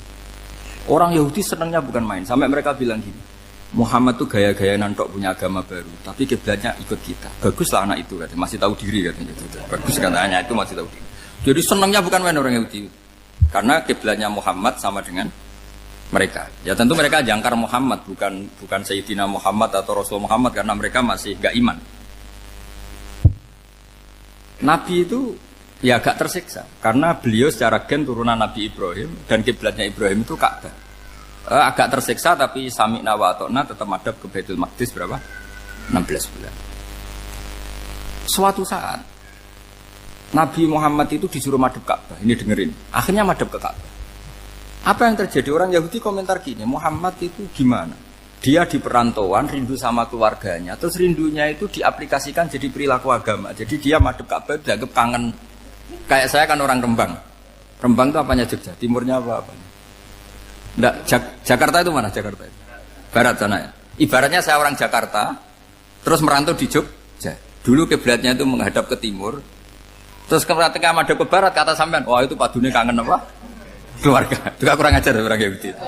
Jadi orang Yahudi itu memang paling pinter bully. Makanya kalau sampean tukang bully itu ya agak-agak, ya enggak. Saya tidak ngomong agak ya, pokoknya agak-agak. Ya. Pinter bully orang Yahudi. Makanya nggak ada orang debat sepinter orang Yahudi. Yang bisa ngalahkan hanya Tuhan itu. Orang Yahudi yang bisa ngalahkan hanya Tuhan. Udah Sayyidina Ali orang paling terkenal cerdas. Itu kalau sama orang Yahudi itu pusing. Karena ya, apa logikanya itu? Saya beri sekian contoh. Ada orang Yahudi tanya gini, Muhammad, kalau kambing mati itu yang bunuh siapa? Ya Allah, mati langsung. Agama kamu itu aneh, Mak. Yang langsung sentuhan Allah haram, tapi yang lewat tangan-tangan jahil manusia malah halal. Harusnya itu yang halal kan orisinil, langsung Allah yang mundur. Jadi uteknya itu aneh, dari cara berpikir itu aneh. Nah cara sampean ini kan, nak halal pangan kue. Tapi Nabi kan nggak boleh bertutur kata kasar gitu. Kalau yang jadi Nabi saya untalan ngono kan gitu. Tapi Nabi kan nggak boleh kasar. Jadi Nabi itu problem karena nggak boleh apa? Kasar. Kalau kita kan gampang, wis nak halal untalan kan selesai, Pak. Tapi Nabi nggak boleh kasar gitu. Jadi enak jadi nggak Nabi, ya sampean itu kan enak. Mau keliru ya pantas, mau apa saja pantas. Karena kan nggak panutan. Kalau Nabi nggak bisa. Meluruskan kebenaran itu harus tetap sesuai akhlak. Ya jadi agak kerepotan. Makanya punya Umar alhamdulillah ada yang nggak perlu aturan gitu. Jadi enak. Jadi ya itu memang aturannya harus itu. Coba Nabi itu perang tapi nggak boleh bunuh. Kayak apa susahnya? Beliau jadi sasaran tembak tapi nggak boleh bunuh. Kalau sahabat kan enak, duel, relax, santai, bisa tarung. Kalau Nabi nggak boleh. Makanya Nabi meskipun ikut perang terus nggak ada sejarah orang yang dibunuh. Ya hanya satu peristiwa itu pun dibaca orang kafir, ditangkis Nabi, pedangnya kembali ke dia mati. Tapi nggak ada yang Nabi. Karena Nabi kalau pembunuh nanti itu terus kayak pendekar kan susah juga punya Nabi kok. Habis perang misalnya Nabi tanya, Muhammad habis serang berapa? 1000. Ya repot juga punya Nabi mantan apa? Membunuh meskipun yang dibunuh orang kafir, tapi kan kayak apa ya? Fitrah manusia itu akan menolak kepemimpinan orang yang gitulah pokoknya nggak bisa diterangkan itu. Makanya Nabi itu nggak pernah bunuh meskipun kayak apa musuhnya tapi nggak pernah bunuh. Untungnya di sekeliling orang-orang yang tadi. Jangan bilang itu suka bunuh ya, pokoknya perang gitu ya. Perang dengan bunuh itu beda loh ya. Kalau perang itu fair apa? Fair. Sampai mana tadi? Nabi Ibrahim ya tadi. Makom tadi saya ulang lagi. Nabi Muhammad menghadap ke Baitul Maqdis itu hanya Allah nuruti. Ini loh Nabi betul. Tahu betul bahwa di antara syariat adalah Baitul Maqdis. Karena semua Nabi pernah berkiblat Baitul Maqdis. Tapi Nabi ketika menghadap ke Ka'bah, Nabi juga dibilangin sama Allah. Ini loh syariat yang benar karena Ka'bah juga kiblat sing a'taku, lebih tua ketimbang Baitul Maqdis. Maka disebut Ka'bah Atiqah. Ilal Baitil Atiq. Kalau Quran bahasakan Ka'bah apa? Wal yatawafu bil Baitil Atiq. Atiq itu tua sekali. Ya sudah. Ketika berstatus tua itu orang Yahudi seneng, mergo roh kelirune Muhammad. Mereka nantang, Muhammad ayo debat terbuka. Nabi rawuh. Bagaimana Anda bilang Ka'bah itu kiblat tertua? Wong Ka'bah itu pertama yang menghadap sana itu ya kamu. Semua Nabi menghadapnya ke Baitul Maqdis. Terus Nabi Muhammad mulai berargumentasi ilmiah tadi. Enggak, Ka'bah itu kiblatnya Ibrahim.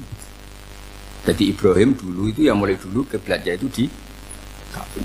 Terus orang itu tanya, buktinya apa? Terus dijawab, fihi ayatum bayinatum maqam Ibrahim. Ternyata di situ ada jejak kakinya Nabi Ibrahim, yaitu batu yang diinjak beliau ketika bangun Ka'bah.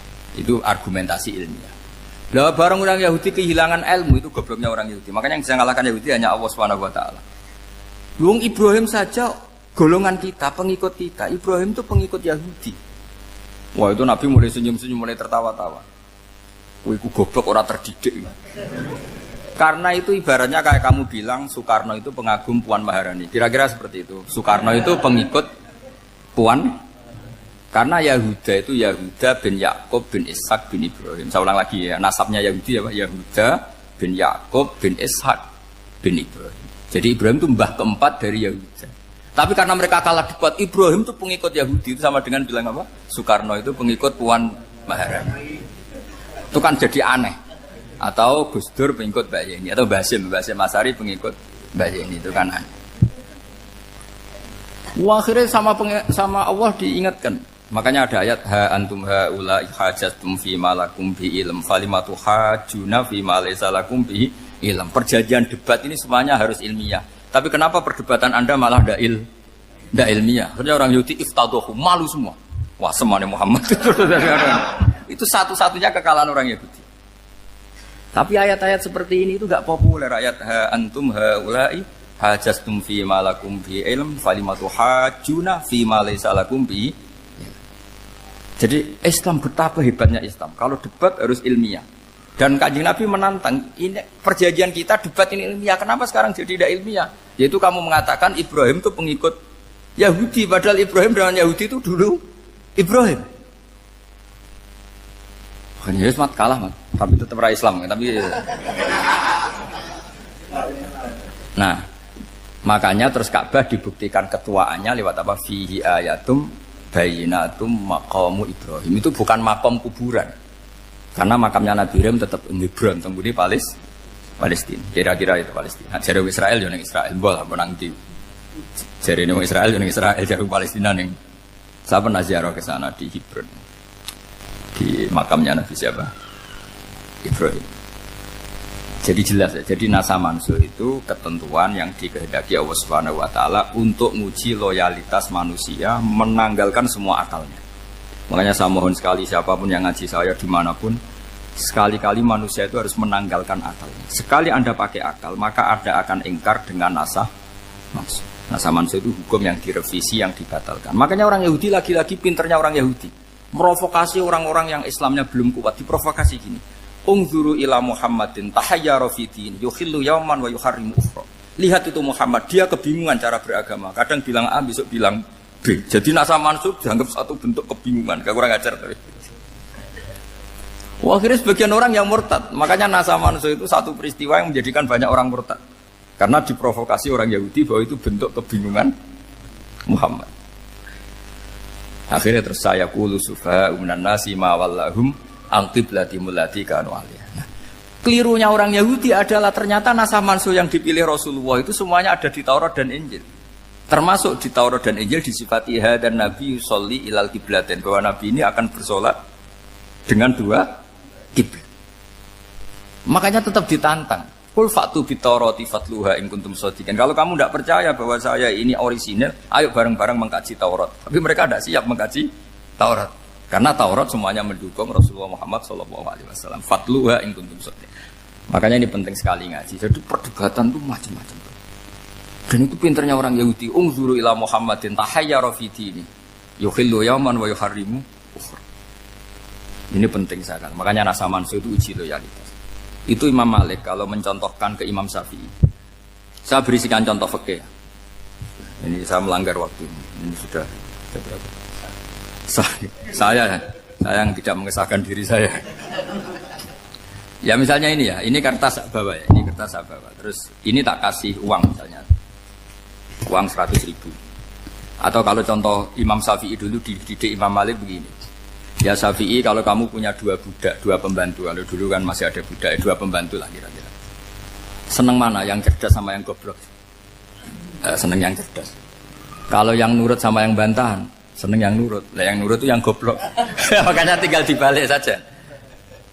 Kamu tak beda ya. Seneng mana punya istri yang cerdas apa yang goblok? Coba jawab. Atau ibu-ibu mbak-mbak ini, seneng mana punya suami yang cerdas atau yang goblok? Kalau cerdas gak bisa diakali. Tapi goblok nurut tapi ya kadang sini-sini kan di sini. Nah, itu kan antar manusia. Masalahnya kita menghadapi Allah Subhanahu wa taala yang semua kita pasti bodoh.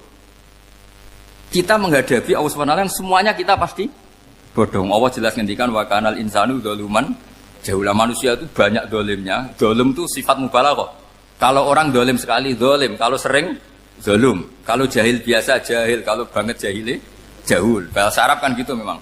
Ghafir pengampun biasa, kalau ghafur selalu mengampuni. Syakir, makanya sifatnya Allah Ta'ala ikut wazan fa'ul semua. Ghafur, syakur, atau diikutkan wazan fa'al. Kalau goblok biasa jahil, goblok banget jahal kan itu. Kafir biasa kafir, kalau kafir banget kafar. Ya, jadi wazan balaghah itu bisa fa'al, bisa fa'ul ya. Kafirin, kafar atau kafur. Paham ya? Malah ngaji nahwu. Ya tapi ini memang perangkatnya ya. Ini kan perang mau tidak mau.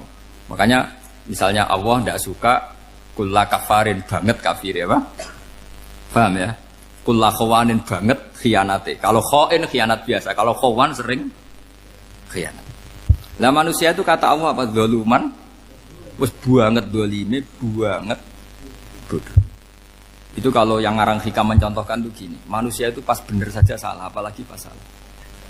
Jadi manusia itu kata Imam yang ngarang hikam itu man itu kanat mahasinhu masawiyah fakih fala takunu masawihi masawiyah. Ketika baik saja buruk, apalagi ketika buruk. Coba kalau ada orang dermawan sama teman-temannya, tanyakan istrinya. Duit dihambur-hambur, disekno kanca ngalono bojo. Mesti gitu. Teman yang sering silaturahim ke teman-temannya, kata temannya baik, senang silaturahim, tanyakan istrinya, oh meninggali wong. Jadi manusia pas baik saja ada buruknya. Apalagi pas buruk. Makanya dulu bapak saya ngajarin saya istiqomah ya apik ya. Tapi kadang-kadang nak keterusan itu ora istiqomah ngangkangi orang dia tidak punya kesempatan. Misalnya ada imam masjid ngimami terus sampai tua sampai mau mati. Itu istiqomah apa tidak memberi peluang yang lain? Tidak jawab saja. Jadi itu manusia. Jadi pas baik saja buruk, apalagi pas buruk. Kayak saya gini di sini ngajar baik, tapi saya ada tidak sopannya harus di atas. Padahal banyak orang sepuh, ada Pak On, ada beberapa yang kan terpaksa nggak sopan. Tapi sama yang nyuruh, berarti sama yang dosa. Kemarin saya minta di bawah supaya ganjaran saya utuh. Ini gara-gara begini ganjaran saya ini agak terkredit terdebat itu karena itu. Saya teruskan. Jadi manusia itu punya sisi itu karena manusia itu dzalum dan apa jahil. Wa kanal insanu dzaluman. Problemnya ini ngadepi Allah yang selalu pinter, yang kita selalu bodoh. Misalnya gini, kamu ditanya Allah. Ini contohnya Imam Malik. Ikla hadi sokhroh fa inna tahtaha dhahaban. Coba bongkahan batu itu kamu angkat, di bawahnya ada emas. Lalu budak yang pinter berlogika, oh disuruh buka itu karena ada emas toh. Berlogika. Kalau budak yang goblok enggak, ya disuruh ya diangkat saja. Ada emas apa enggak karena perintah ya diangkat. Yang satu nurut karena perintah, yang satu nurut karena ada emas, ada sesuatu. Logikanya suatu saat Tuhan tuh hanya bilang gini tok, ikla hadis sokhroh, batu itu angkat. Yang nurut yang goblok permanen tadi kan langsung ngangkat. Yang pinter, ini ada apa lagi Gusti kok harus diangkat? Ya gak ada apa-apa, nyuruh saja kata Allah gitu. Oh ada bisa, sesuatu harus ada alasannya. Itu kira-kira mangkel loh agak. Oh mangkel. Nah, logikanya manusia seperti itu. Makanya dua murid pinter, di rakyat pinter, presiden ya susah mesti demo. Goblok ya susah sini uang. Ini kan nggak ada pilihan. Memang manusia itu nggak ada pilihan. Nah sekarang masalahnya gini di fikih ini, saya kembali lagi ke fikih. Pertanyaannya secara fikih begini. Misalnya iddah. Iddah itu seorang perempuan ditinggal mati suaminya atau ditinggal atau cerai. Itu kan ada namanya apa? Iddah. Iddah itu memastikan apa tujuannya? Memastikan rahim itu steril dari mani atau sperma zaut awal. Supaya nanti kalau dinikah orang lain tidak terjadi ikhtilatul nasab. Oke, berarti iddah kita beri argumentasi secara ilmiah li baro'atir rohmi. Jadi misalnya Zaid menceraikan istrinya Sri dalam keadaan masih bisa haid. Iddahnya 3 kali masa suci. Wal mutallaqatu yatarabbasna bi anfusina salasata quru. Lalu karena secara teori medis kalau haid berarti bukti tidak hamil. Apalagi kalau haidnya terulang-ulang sampai 3 kali pasti tidak hamil. Jika kalau nanti dinikahi orang lain pasti kalau ada anak ya anaknya zaud sani atau zaud kedua. Berarti alasan iddah li baro'atir rohmi. Oke, kita sok pinter, sok bijak. Pertanyaannya adalah, sekarang sudah baru 1 bulan, suaminya di Malaysia, nggak pernah ngumpuli. Dicek di medis juga berbukti tidak hamil. Apakah boleh tanpa iddah? Semua ulama mengatakan tidak boleh. Tapi ini kan rahimnya jelas bersih. Ya karena iddah itu nuruti perintah pangeran, pokoknya tetap iddah. 3 kali masa suci. 3 kali masa suci atau masa haid. Itu ada perdebatan ulama. Tapi kan ini terbukti bersih, Gus. Meskipun terbukti bersih, kata Allah harus iddah 3 bulan atau berapa? Kira-kira 3 bulan, 4 bulan ya tetap harus iddah. Kowe milih mana? Sok pinter. Gusti, berhubung ini. Pangeran mbok terangno gitu. Berhubung. Jadi Tuhan apa mbok wari? Berhubung Gusti. Ini jelas steril dari sperma zaut awal. Enggak usah iddah, Gusti. Sama aja kamu disuruh majikan kamu ikhla hadis safra, berhubung nggak ada apa-apa, nggak usah ya. Kira-kira mangkel nonda budak yang seperti itu. Mangkel. Maka dibutuhkan kebodohan dalam beragama.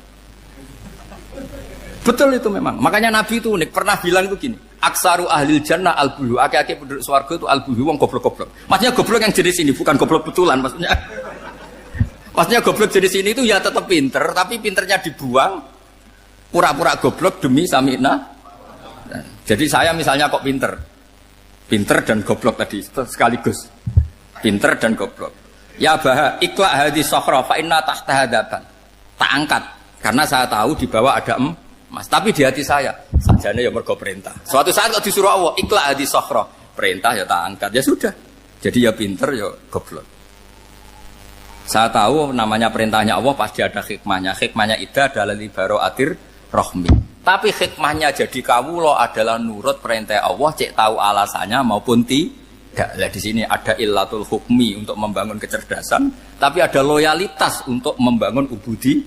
Ya, bahwa kita ini kawula roh tetap loyal. Makanya tadi pagi saya cerita Sayyidina Umar. Sayyidina Umar kayak apa cerdasnya? Tapi tetap ubudi ya. Yaitu Rasulullah SAW sering dibully orang kafir. Muhammad itu gaya-gaya nantok. Wong ora oleh nyembah berhala, ora oleh nyembah watu, jebule dekne nyembah Hajar Aswad. Karena dilihat dari jauh kan tetap nyium Hajar Aswad. Coba kalau kamu lihat dari jauh, kamu sujud dari jauh kan kayak sujud sama batu. Makanya Sayyidina Umar karena orang kafir masih cara berpikir gitu, tiap nyium Hajar Aswad itu komentar gedumel. Alim tu annaka hajarun la tadurru wa la tanfa. Walau la anni ra'aitu Rasulullah qabbalaka ma qabbal. Aku ronake watu, ya ramandoroti ramanfaati. Kalau saja saya tidak melihat Nabi nyium kamu, saya tidak sudi nyium kamu. Jadi tidak berdoa, doa mustajab itu tidak berutuh. Karena apa? Umar tahu ini masalah secara tauhid. Kalau saya doa depan Hajar Aswad nanti dikira syirik. Karena berdoa di depan batu. Tapi kalau saya tidak nyium, nyulayani sunnah Rasul, yaitu nyium Hajar, wis tengah-tengah, nyium sambil gerutu. Itu sudah kompromi. Ya nyium tapi gerutu. Kayak apa? Makanya ya cerdas tapi ya goblok tadi ya cerdas. Itu uniknya Rasulullah. Jadi muji orang pintar ya sudah langit. Tapi Nabi pernah dalam satu hadis mengatakan aksaru ahlil jannah al-bulbu. Aki-aki penduduk swarga itu orang bodoh. Artinya orang bodoh itu bukan bodoh betulan. Dia meninggalkan akalnya demi loyalitas ubudi. Nah, untuk menutup sesi ini terakhir betul tak tutup setelah ini selesai. Untuk menutup itu bukti begini, perang Badar itu perang yang nggak mungkin dimenangkan umat Islam karena orang kafir itu 1000 dengan pasukan full dengan peralatan perang full. Rasulullah itu tahun kedua Hijriah itu pasukannya hanya 313. Itu pun pedang itu untuk orang 5 itu hanya ada pedang 1. Jadi kalau mau dibaca orang sih, Kang nyileh pedangnya aku. Itu kan nggak kebayang perang dalam keadaan seperti itu. Jadi mesti kalah, orang kok mungkin kalah mesti. Tapi Nabi tetap bilang, saya ini disuruh Allah perang, ya harus berangkat. Yaitu perang Badar. Kata para sahabat, ya Rasulullah ini nggak masuk akal, sudah nggak usah perang, ini nggak masuk akal, mau setor nyawa. Sudah gitu dadaan, nggak ada persiapan. Lucunya apa? Sahabat itu ketika Nabi tetap berangkat. La akhrujanna walau waqti. Nabi menginginkan saya tetap berangkat meskipun sendi. Setelah Nabi berangkat sekian meter, tuh sahabat ikut semua. Kata Nabi, lah kamu kok ikut? Ya ikut saja. Kata kamu mesti kalah. Ya anggap saja setor nyawa. Demi loyalitas pada jenengan. Itu makanya nggak ada periode sebaik periode sahabat. Tapi yang gerutunya jalan. Karena gerutu ini bawaan ilmiah. Makanya kita loyal sama presiden. Tapi yang nggak cocok ya gerutunya jalan. Tapi bawaan mencintai Indonesia tetap jaga stabilitas. Itu bawaan cinta Indonesia, bukan cinta pejabatnya kadang. Gerutunya jalan. Tapi bawaan loyal sama Indonesia tetap mengaku. Bawaan loyal sama Rasulullah tetap ikut perang. Bawaan akal karena nggak masuk akal ya gerutu. Dan itu uniknya Quran itu mengapresiasi itu dan dianggap nggak masalah. Saya bacakan ayatnya. Kama akhrajaka rabbuka min baitika bil haqq wa inna fariqam minal mu'minina lakarihun yujadilunaka fil haqqi ba'dama tabayyana ka'annama yusaquna ilal mauti wa hum yanzurun. Peristiwa Badar ada peristiwa kamu itu keluar untuk perang. Sahabat kamu ngikuti, tapi mereka lakarihun, enggak senang sebetulnya. Karena enggak masuk akal. Ya gremeng tapi ya derek. Yujadilunaka fil haqq, mereka mendebat kamu dalam kebenaran. Jadi ya Rasulullah wong perang karuan kalah jenengan lakoni alasane nopo? Lah kok melok? Ya saya harus ikut jenengan Nabi. Itu unik. Kalau orang sekarang mana mau, kalau gak masuk akal gak mau melakukan. Coba misalnya istri kamu belajarnya dikurangi. Anggap saja petualangan latihan hidup di masa lalu. Gak mau.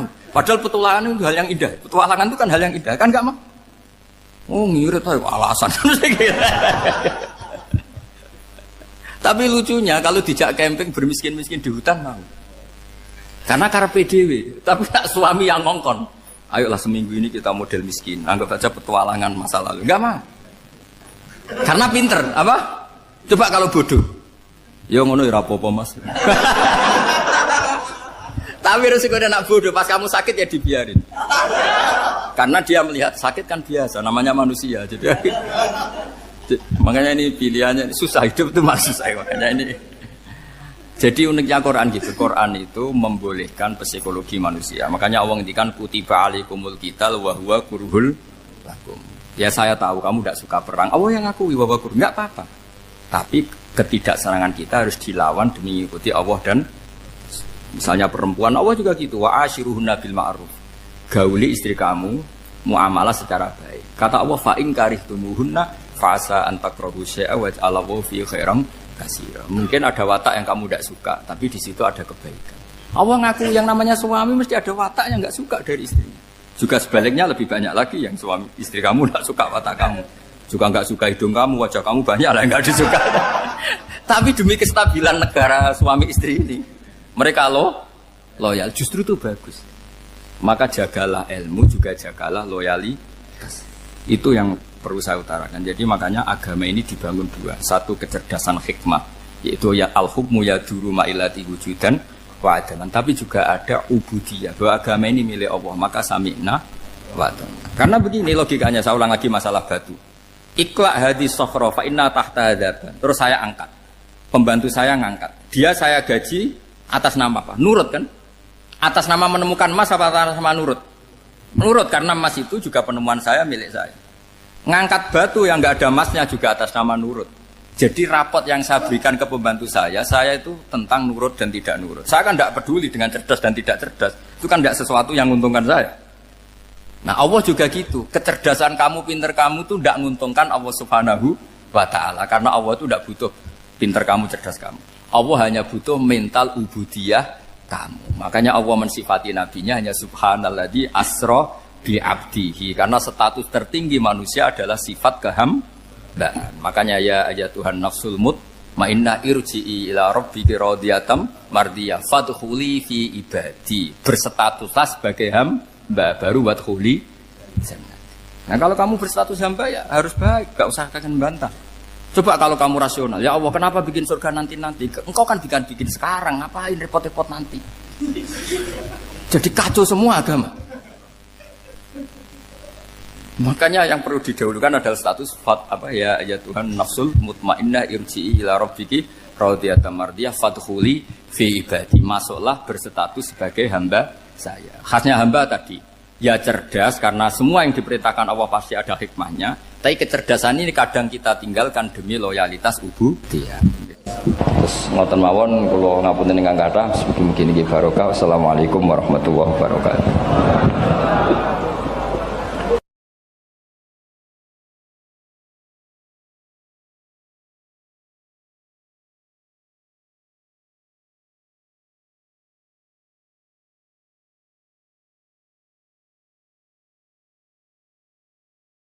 Ono bajingan kondang, gak tahu konangan. Atau koruptor paling gampang. Koruptor urung ketangkep KPK. Terus dicolong. Iku sing njupuk barang ning omahe terus darani maling. Padahal luwih maling koruptore. Dieling-eling nggih kula baleni malih iki pentinge ngaji ya. Dadi aja geman iktimat mbek barang sing ora wujud. Demokrasi itu tidak wujud. Hak asasi manusia ya tidak wujud. Ini tidak bisa Anda buat pegangan supaya nak ketemu Allah Subhanahu wa taala. Mergo barange ora wujud. Dadi kabeh ning donya iki liyane manusa udah sering maca tasbih, sering salat. Ya kowe ora roh. Kowe ora usah takok carane. Kados kowe iman nak gedang ana gizine, sego ana gizine. Kowe ora tau takok kan manggone endi carane piye. Dadi kabeh manuk, kabeh kewan malah maca tasbih. Sing ora jelas ya manusa niku separuh maca tasbih, separuh ora. Nak kabeh kewan maca tasbih. Kowe ora usah takok ora carane piye terus bahasane piye. Wong dikandani kok malah takok carane, iki malah lucu. Mulane terus dadi anekdot masyhur iku. Maksiat tetep maksiat, setan roh maksiat. Lah umume setan iku nek ana maksiat iku seneng kecuali sitok nyelingkuhi bojone setan. Wah, nek iku setan lah ngamuk. Dadi satu-satunya maksiat yang setan pun ndak seneng iku nyelingkuhi bojone setan. Iku Allah ya ora seneng, setan ora seneng. Iku satu-satunya contoh maksiat sing setan pun ndak seneng. Lah guyonan ngoten niku penting karena itu tadi. Hukum itu kalau nuruti pandangan manusia dawuh Imam Syafi'i iku ruwet. Mergo al-qaulu qaulu sahibil ya. Angger sing nyekel sawangane sing duwe. Dadi kados koruptor sing donyane akeh, duwe alpat macam-macam itu nek ana sing nyolong sepeda montore sawangane ya salah. Padahal ini dhewe hasil colong. Nah, tapi ke bener nyolong ya keliru, nyolong kok bener. Ya wis ngono agama wis ngoten niku. Lah mulane walillahi mulkus samawati wal ardh. Assalamualaikum warahmatullahi wabarakatuh. Bismillahirrahmanirrahim. Nahmaduka ya ghafuru ya syakuru. Mashalli wa sallim barik ala sayyidina maulana Muhammadin wa ala alihi wa sahbihi asma'in nama ba'du. Pun kula terangno kados adate ulama-ulama riyin nggih. Dados pertama jenengan iman nek Allah niku wajibil wujud. Eling-eling nggih. Awal kita iman Allah wajib napa? Wujud. Dadi fawwau maujudun qadimun napa? Bagi mukhalifun lil khalqi bil itlaqi. Dadi intine iman itu harus pada sesuatu sing wujud. Asy'. Lah wujud sing paling awal iku Allah Subhanahu wa taala. Terus liyane niku mboten wujud. Niki kula gadah cerita sithik niki kula haru tenan roh cerita niki. Ada seorang demokrat sejati. Orang yang sangat-sangat membela demokrasi itu akhirnya dia masuk Islam. Ketika masuk Islam itu alasannya sederhana. Demokrasi itu ndak sayun maujud, ndak sesuatu sing wujud. Kok tak bela-belani nganti mati ku lha opo? Sebenarnya aku nak ning akhirat iku mahua demokrasi.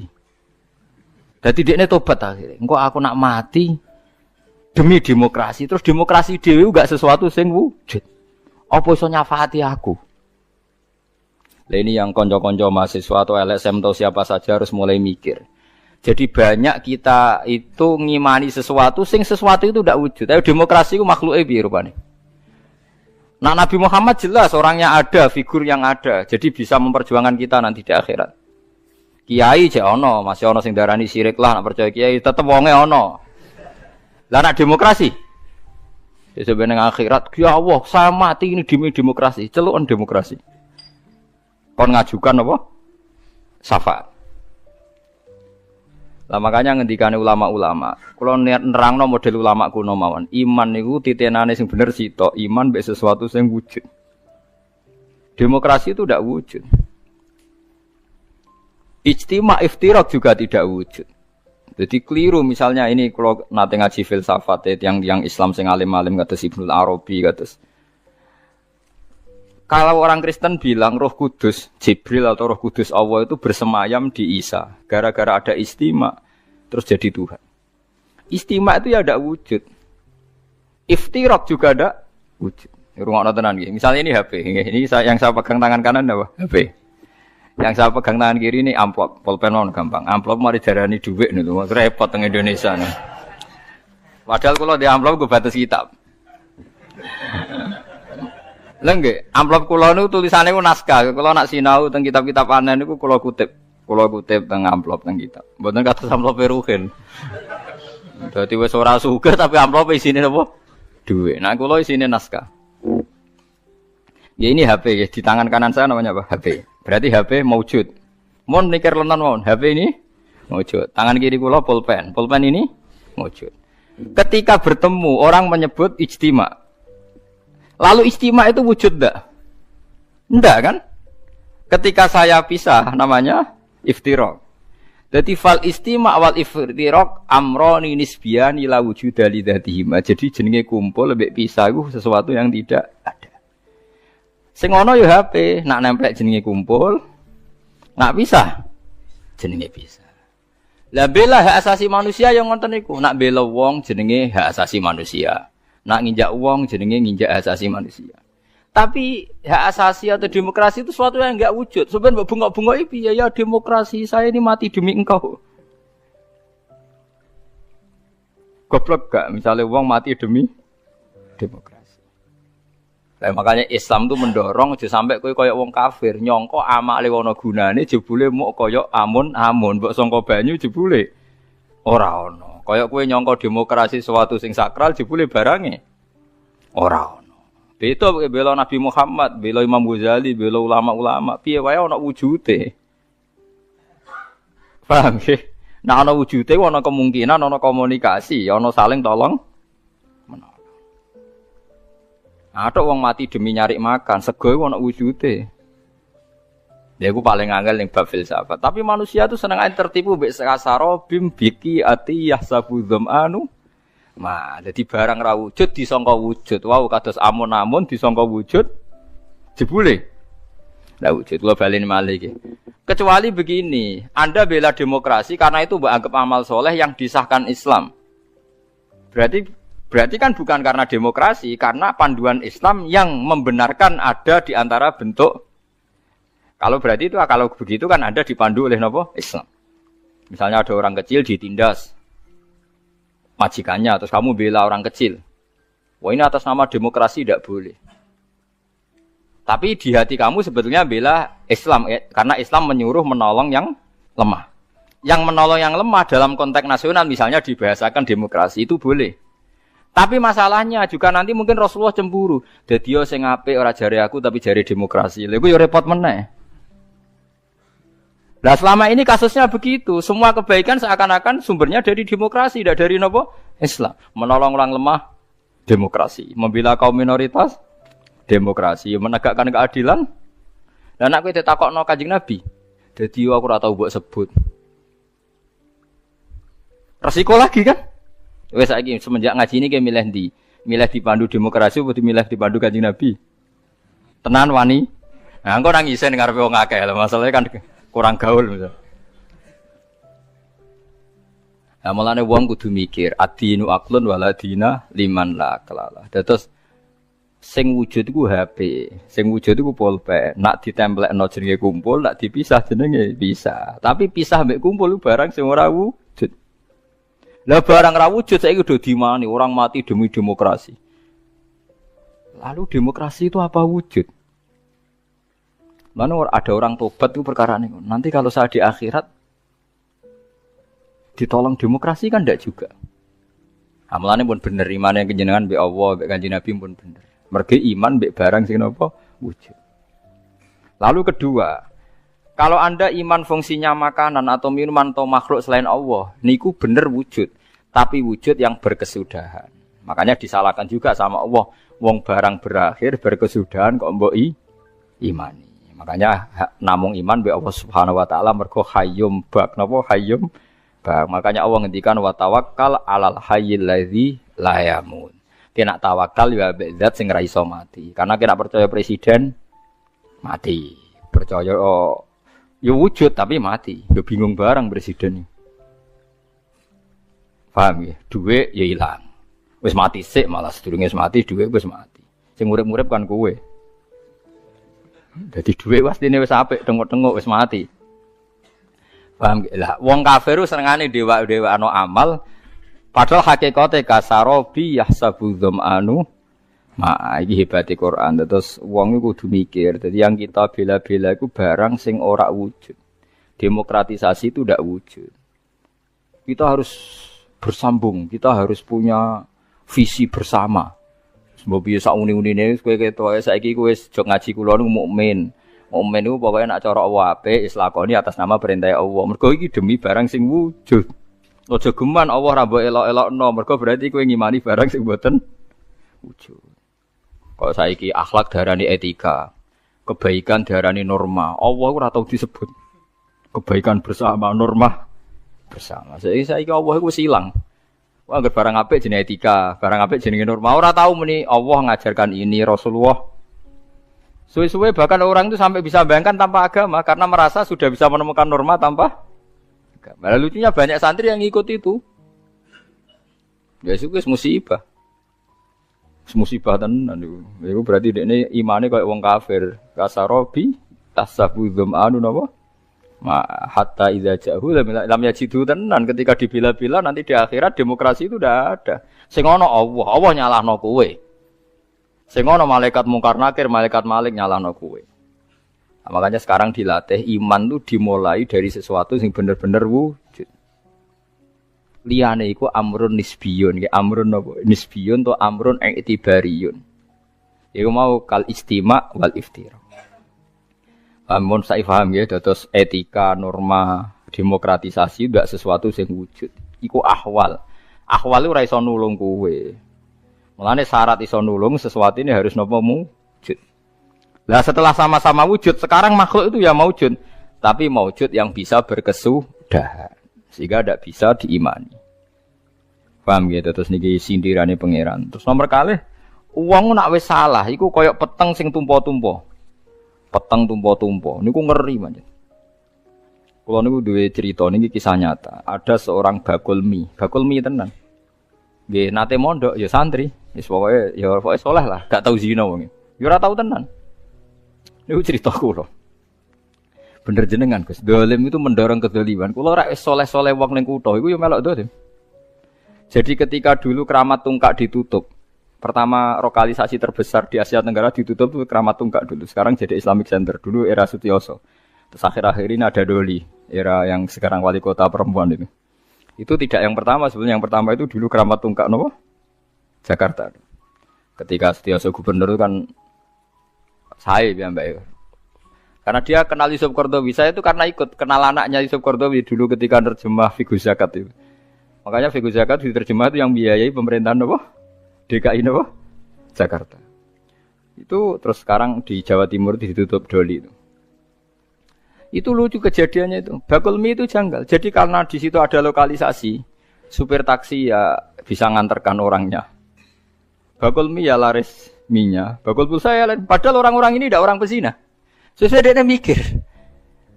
Barang apa itu tutup mikir. Waduh pasar kuntek. Lu ke atas tuh berwajib. Lah itu lucunya. Lah itu kedzaliman. Bayangkan kalau kedzaliman itu sudah jadi sistem ekonomi. Nanti buka untuk bakul warung, untuk pulsa, untuk taksi, untuk becak. Jadi ternyata yang protes ketika Doli ditutup itu tidak hanya hidung belangnya, orang-orang sekelilingnya yang nggak pernah zina juga ikut. Karena terus sepi. Paham? Lucu kan? Lucu betul. Ya lucu. Dia akhirnya mikir, astagfirullah. Wong santri elek tenan, kalau nanti ikut menyesal, mereka terus tokonya sepi. Lah zulumat tuh begitu. Kalau kadung dulumat pasti menarik dulumat-dulumat yang lain karena yang tidak ikut-ikut ya jadi ikut kan. Begitu juga sebaliknya kebaikan juga gitu. Misalnya Wali Songo tutup, wah itu travel pariwisata juga pusing, pebisnis Wali Songo juga pusing. Tukang parkir kawasan situ. Jadi andikan Indonesia itu pemerintahnya Wahabi, terus Wali Songo ditutup, itu yang protes juga mulai tukang parkir, bakul mie, warung dan sebagainya. Sama seperti nasibnya Doli. Artinya kebaikan yang membawa efek ekonomi, keburukan juga bawa efek. Masalahnya kalau tidak ada ulama, tidak ada yang menjelaskan, kebaikan atau keburukan ini sama-sama jalan. Nah, itu makanya ini pentingnya zakat, ya, pentingnya zakat. Andai kan tidak ada zakat itu habis kita. Kulo nu janji konco akrab kulo nggih sering dikei dhuwit piyambake. Nate cerita kulo, Gus kulo niku tiang Lamongan, mergawe teng Jakarta. Jadi warung kulo warung Lamongan. Niku nak sing jajan mulai jam 4, jam isak niku tesih normal lah Gus. Kadang ibu-ibu ya normal. Tapi anggere mulai jam kalih dalu Gus. Wah niku jarang Gus wong normal.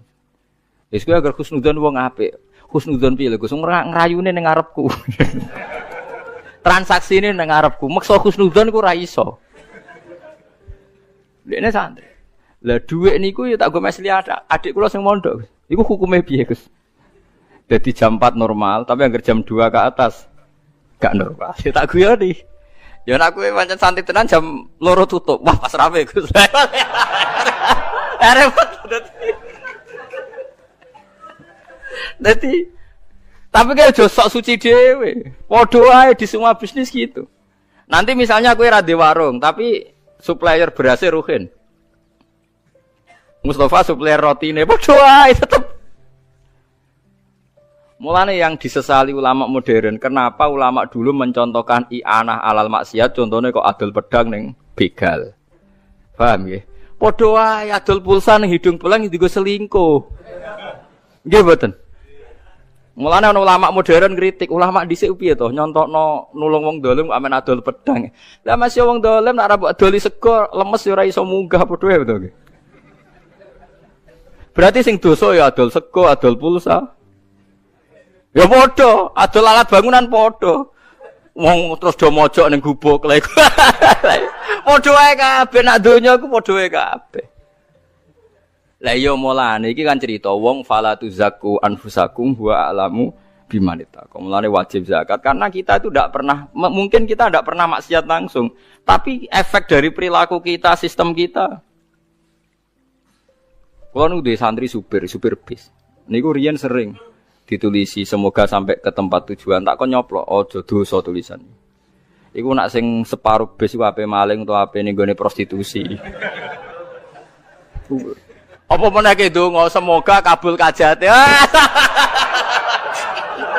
Ala repot, wis ora usah ngono. Kowe nak pancen niat ndongakno ngene, semoga yang baik kesampaian. Ape? Atek sok suci semoga kabul apa? Berarti sing maling ya kabul kajate, sing kepengin tempat maksiat. Kabul kajate. Lha iku pengiran. Jadi zulumat itu ada. Makanya Syekh Abdul Qadir Al-Jilani sing kondangi Sultanul Auliya. Kula berkali-kali fatwa tengene majlisul ilmi. Syekh Abdul Qadir yang alimnya begitu terkenal ketua wali mawon bingung ngadepi fenomena itu sampai beliau punya fatwa masyhur tuh. Kula hafal takbir itu. Kula nganti sakniki jek hafal. Fal halal halalu hukmin la halalu ainin. Mergo nak ain ora iso halal 100%. Sampai beliau berani bertahu ain ora iso halal 100%. Fal halal halalu hukmin la halalu ainin. Kalau masih ingat betul takbirnya beliau di kitab Al-Hunyah di Thalibi Thariqil Haq. Itu satu-satunya kitab beliau paling populer. Saya punya banyak kitab beliau tapi paling dipakai ulama seluruh dunia gini. Al-Hunyah di Thalibi Thariqil Haq. Fal halal halalu hukmin la halalu ainin. Yang namanya halal itu hanya hukumnya indallah, tapi ainnya tidak akan halal. Lah kok halal di? Misalnya kita jadi supir. Sono wong dagang kan ya. Bayar normal, ape adol pecel ning Bringharjo normal. Engko wong sing ape riba, ape ngantor ning lembaga riba dosa. Sing ape ngantor ning nggon prostitusi dosa. Sing ape ngantor ning mangkal copetane dosa. Tapi karena kita nyupir pokoknya anggaran sing bayar ya berangkat. Lah itu fal halal halalu hukmin, kita nerima uang itu halal karena secara hukum. Tapi kalau ain dong copet misalnya bayar kue nganggo uang hasil copet, tuku pulsa dari uang hasil copet. Lah sing adol pulsa santri go salam tempel mbek kiai ini, ayo. Ndak usah munafik. Ini kalau ainnya ndak bisa tetap. Bisa ayo, sakit mboten? Ndak bisa. Kalau ainnya pasti bulet mun. Warung ya padha. Wong soleh marung mangan nggo kekuatan salat. Nak wong dolim rokir guyu kan paham lah itu. Dia cerdas keterangan ngono cerdas, cepet paham deh. Itu. Ayo santri tuku pulsa nggo silaturahim pengumuman ngaji. Nak wong tukang selingkuh. Terus hukumnya adol pulsa piye? Oh cek riyen Gus. Dadi adol pulsa yang santri dan kepentingannya benar boleh beli di sini.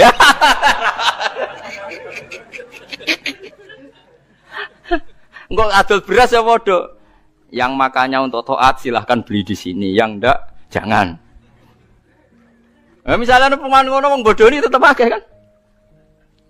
Ayo sing halal piye jajal. Kayak contoh tukang parkir. Langko nak misalnya wong selingkuh, oh ayam mergo mobil sing jogo. Berarti ke melok memberi kontribusi ayame. Nggih mboten. Kena kabeh. Mulane fal halal halalu hukmin la halalu ainin dari Abdul Qadir Jailani halal iku mok hukum ora iso halal ku aini. Mulane wong alim-alim rata-rata nak di dhuwit lomo, kuwatire ya dosa. Pakno pangeran nah kok pangerane waman. Kaya kula ora pati di dhuwit suwe-suwe perkara niku didosa tenan. Ora iso halal hukum. Ayo misalnya ke bakul kayu ta bakul bangunan nak nang tuku mbok takoki damel napa? Ora apa ayo kok. Wong saleh-saleh ku tuku omah nganti mati ra genti-genti. Ah, saiki misale kayak contoh toko tasbih, Gus. Nak tasbih mesti go wiridan. Lho cara paham babi wong wiridan macam-macam sirik malah dosa gede. Ruwet. Engko misale tasbih bener, bahane tasbih, benange. Sing gawe Cina. Sing gawe non muslim. Engko wong muslim mbok tukoni kulaan dadi sugih, engko sugih wong non muslim dienggo kekafiran. Haram meneh kan? Ayo contohno halal. Mulane jari Imam Ghazali ning donya sing halal murni muk sitok. Banyu kok langit ceblok mbok tampani cangkemem tanpa gendeng. Gendeng wis masalah. Wah. Oh ya. Sampai sahabat iki kena mbok tiru. Sahabat iku anggere ana udan udah mlayu, do adus mbek ngombe. Mergo nggo kafarah. Dadi ahallul halal almaun nazil minas sama. Halali halal iku. Banyu sing langsung turun kok langit. Oh iku ora ana transaksi, ora ana apa-apa. Mulane badan iki yang ana udan mlayu. Ada liyane salam tuh saya kok kiai lah misale kiai disalami templek santri. Santrine soleh bakul pulsa, tapi sing tuku pulsa dari sekian kepentingan. Ayo santri soleh, lebis, digo kendaraan. Wis ta digo khusus wisata wari songo lah. Tetep ana maksiate. Kali bensin, BBM, ngene-ngene, Exxon Mobil kuasa Amerika senengane nyerang Afghanistan misalnya. Ruwet ae tetep ono keruwetan-keruwetan. Lan nek ben halal alma an-nazil minasa.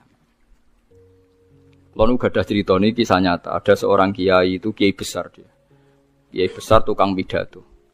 Niku sampai nandur gedang ditandur piyambak teng guri omah. Ya gedang-gedang pisang. Niku tiap bakdo mangan anak-anake, niku gedang sitok diiris. Misalnya anak 5 diiris 5, gedang-gedang pisang sitok. Dawe ngaten, "Jong, wong aku iku mubalek sing nyalami templek aku ya macam-macam. Nak menawa ana sing haram, iki kafaroe. Mergo iki satu-satune wit sing tak tandur nganggo dhuwit halal ning tanahku sing halal." Anake akrab mek kula tanya, "Jare sapa tanahku halal?" Dhisik bapak entuk iku sengketa.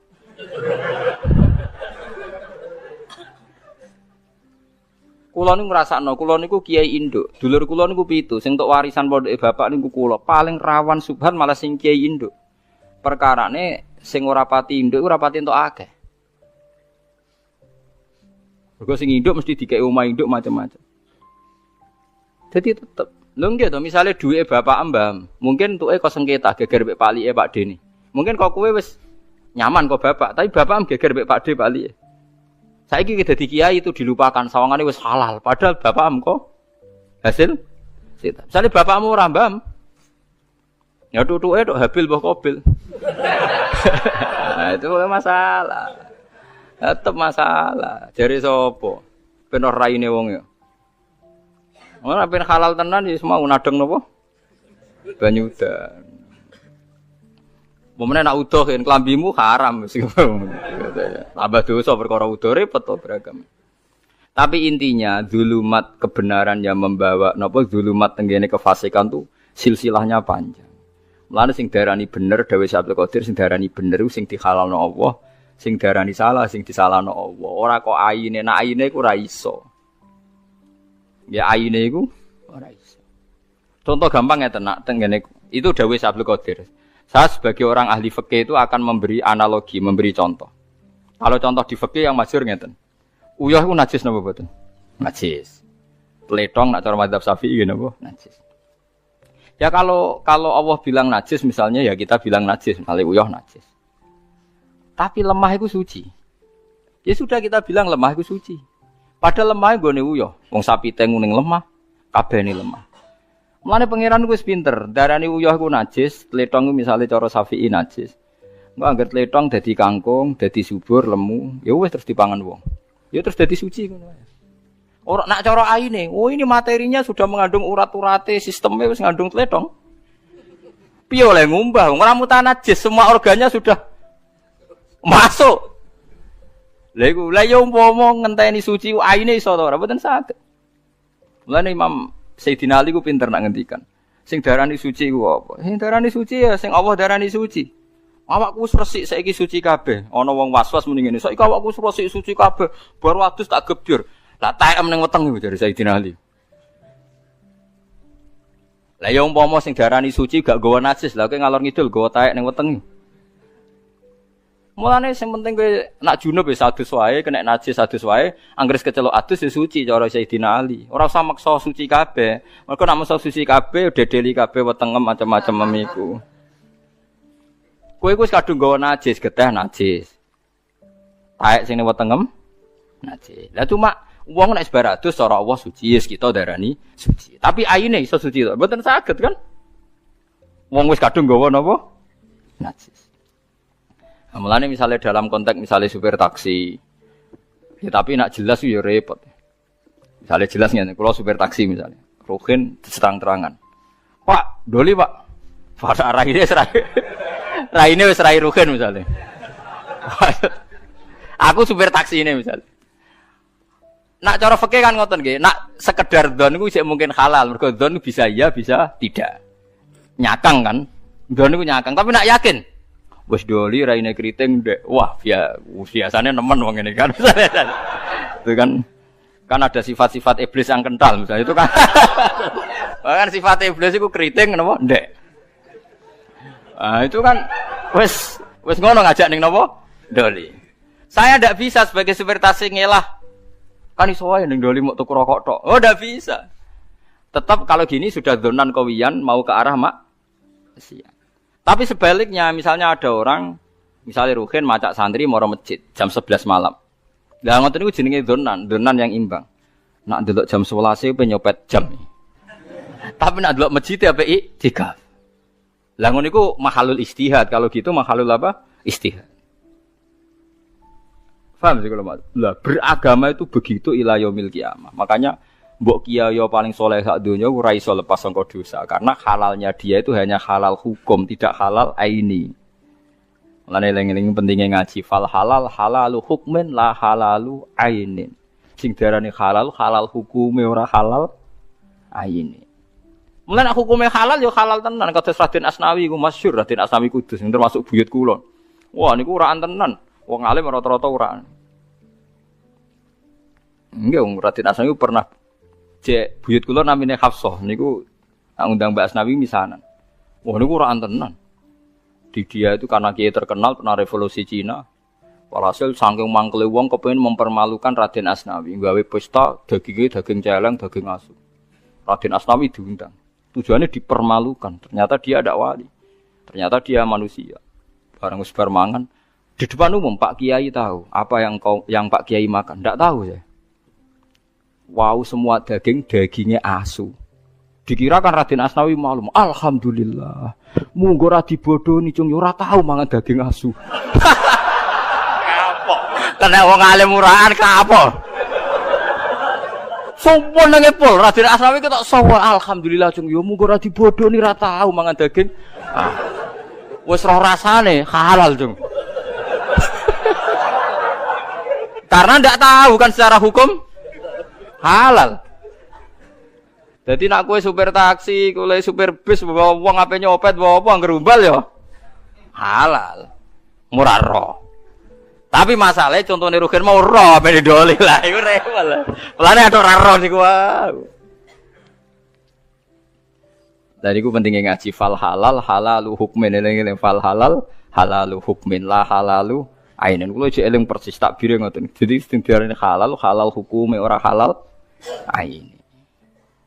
Orang halal aine mboten saged. Duit sing sampean cekel sekarang tuh siklusnya sudah dari siapa saja. Digawe wong kafir disahno BI World Bank. Kafir-kafir tok sing legalno.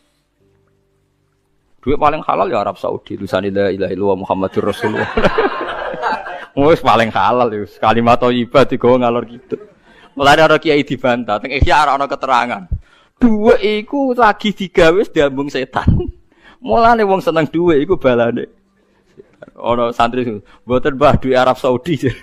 Lah piye ana tulisane la ilaha illallah Muhammadur Rasulullah. Pancen kita ya ana keterangan duit iku sedurunge diedar wis diambung apa?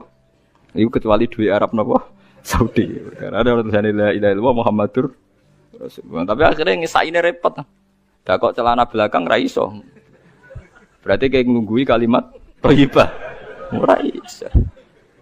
Berarti repot malah akhirnya repot.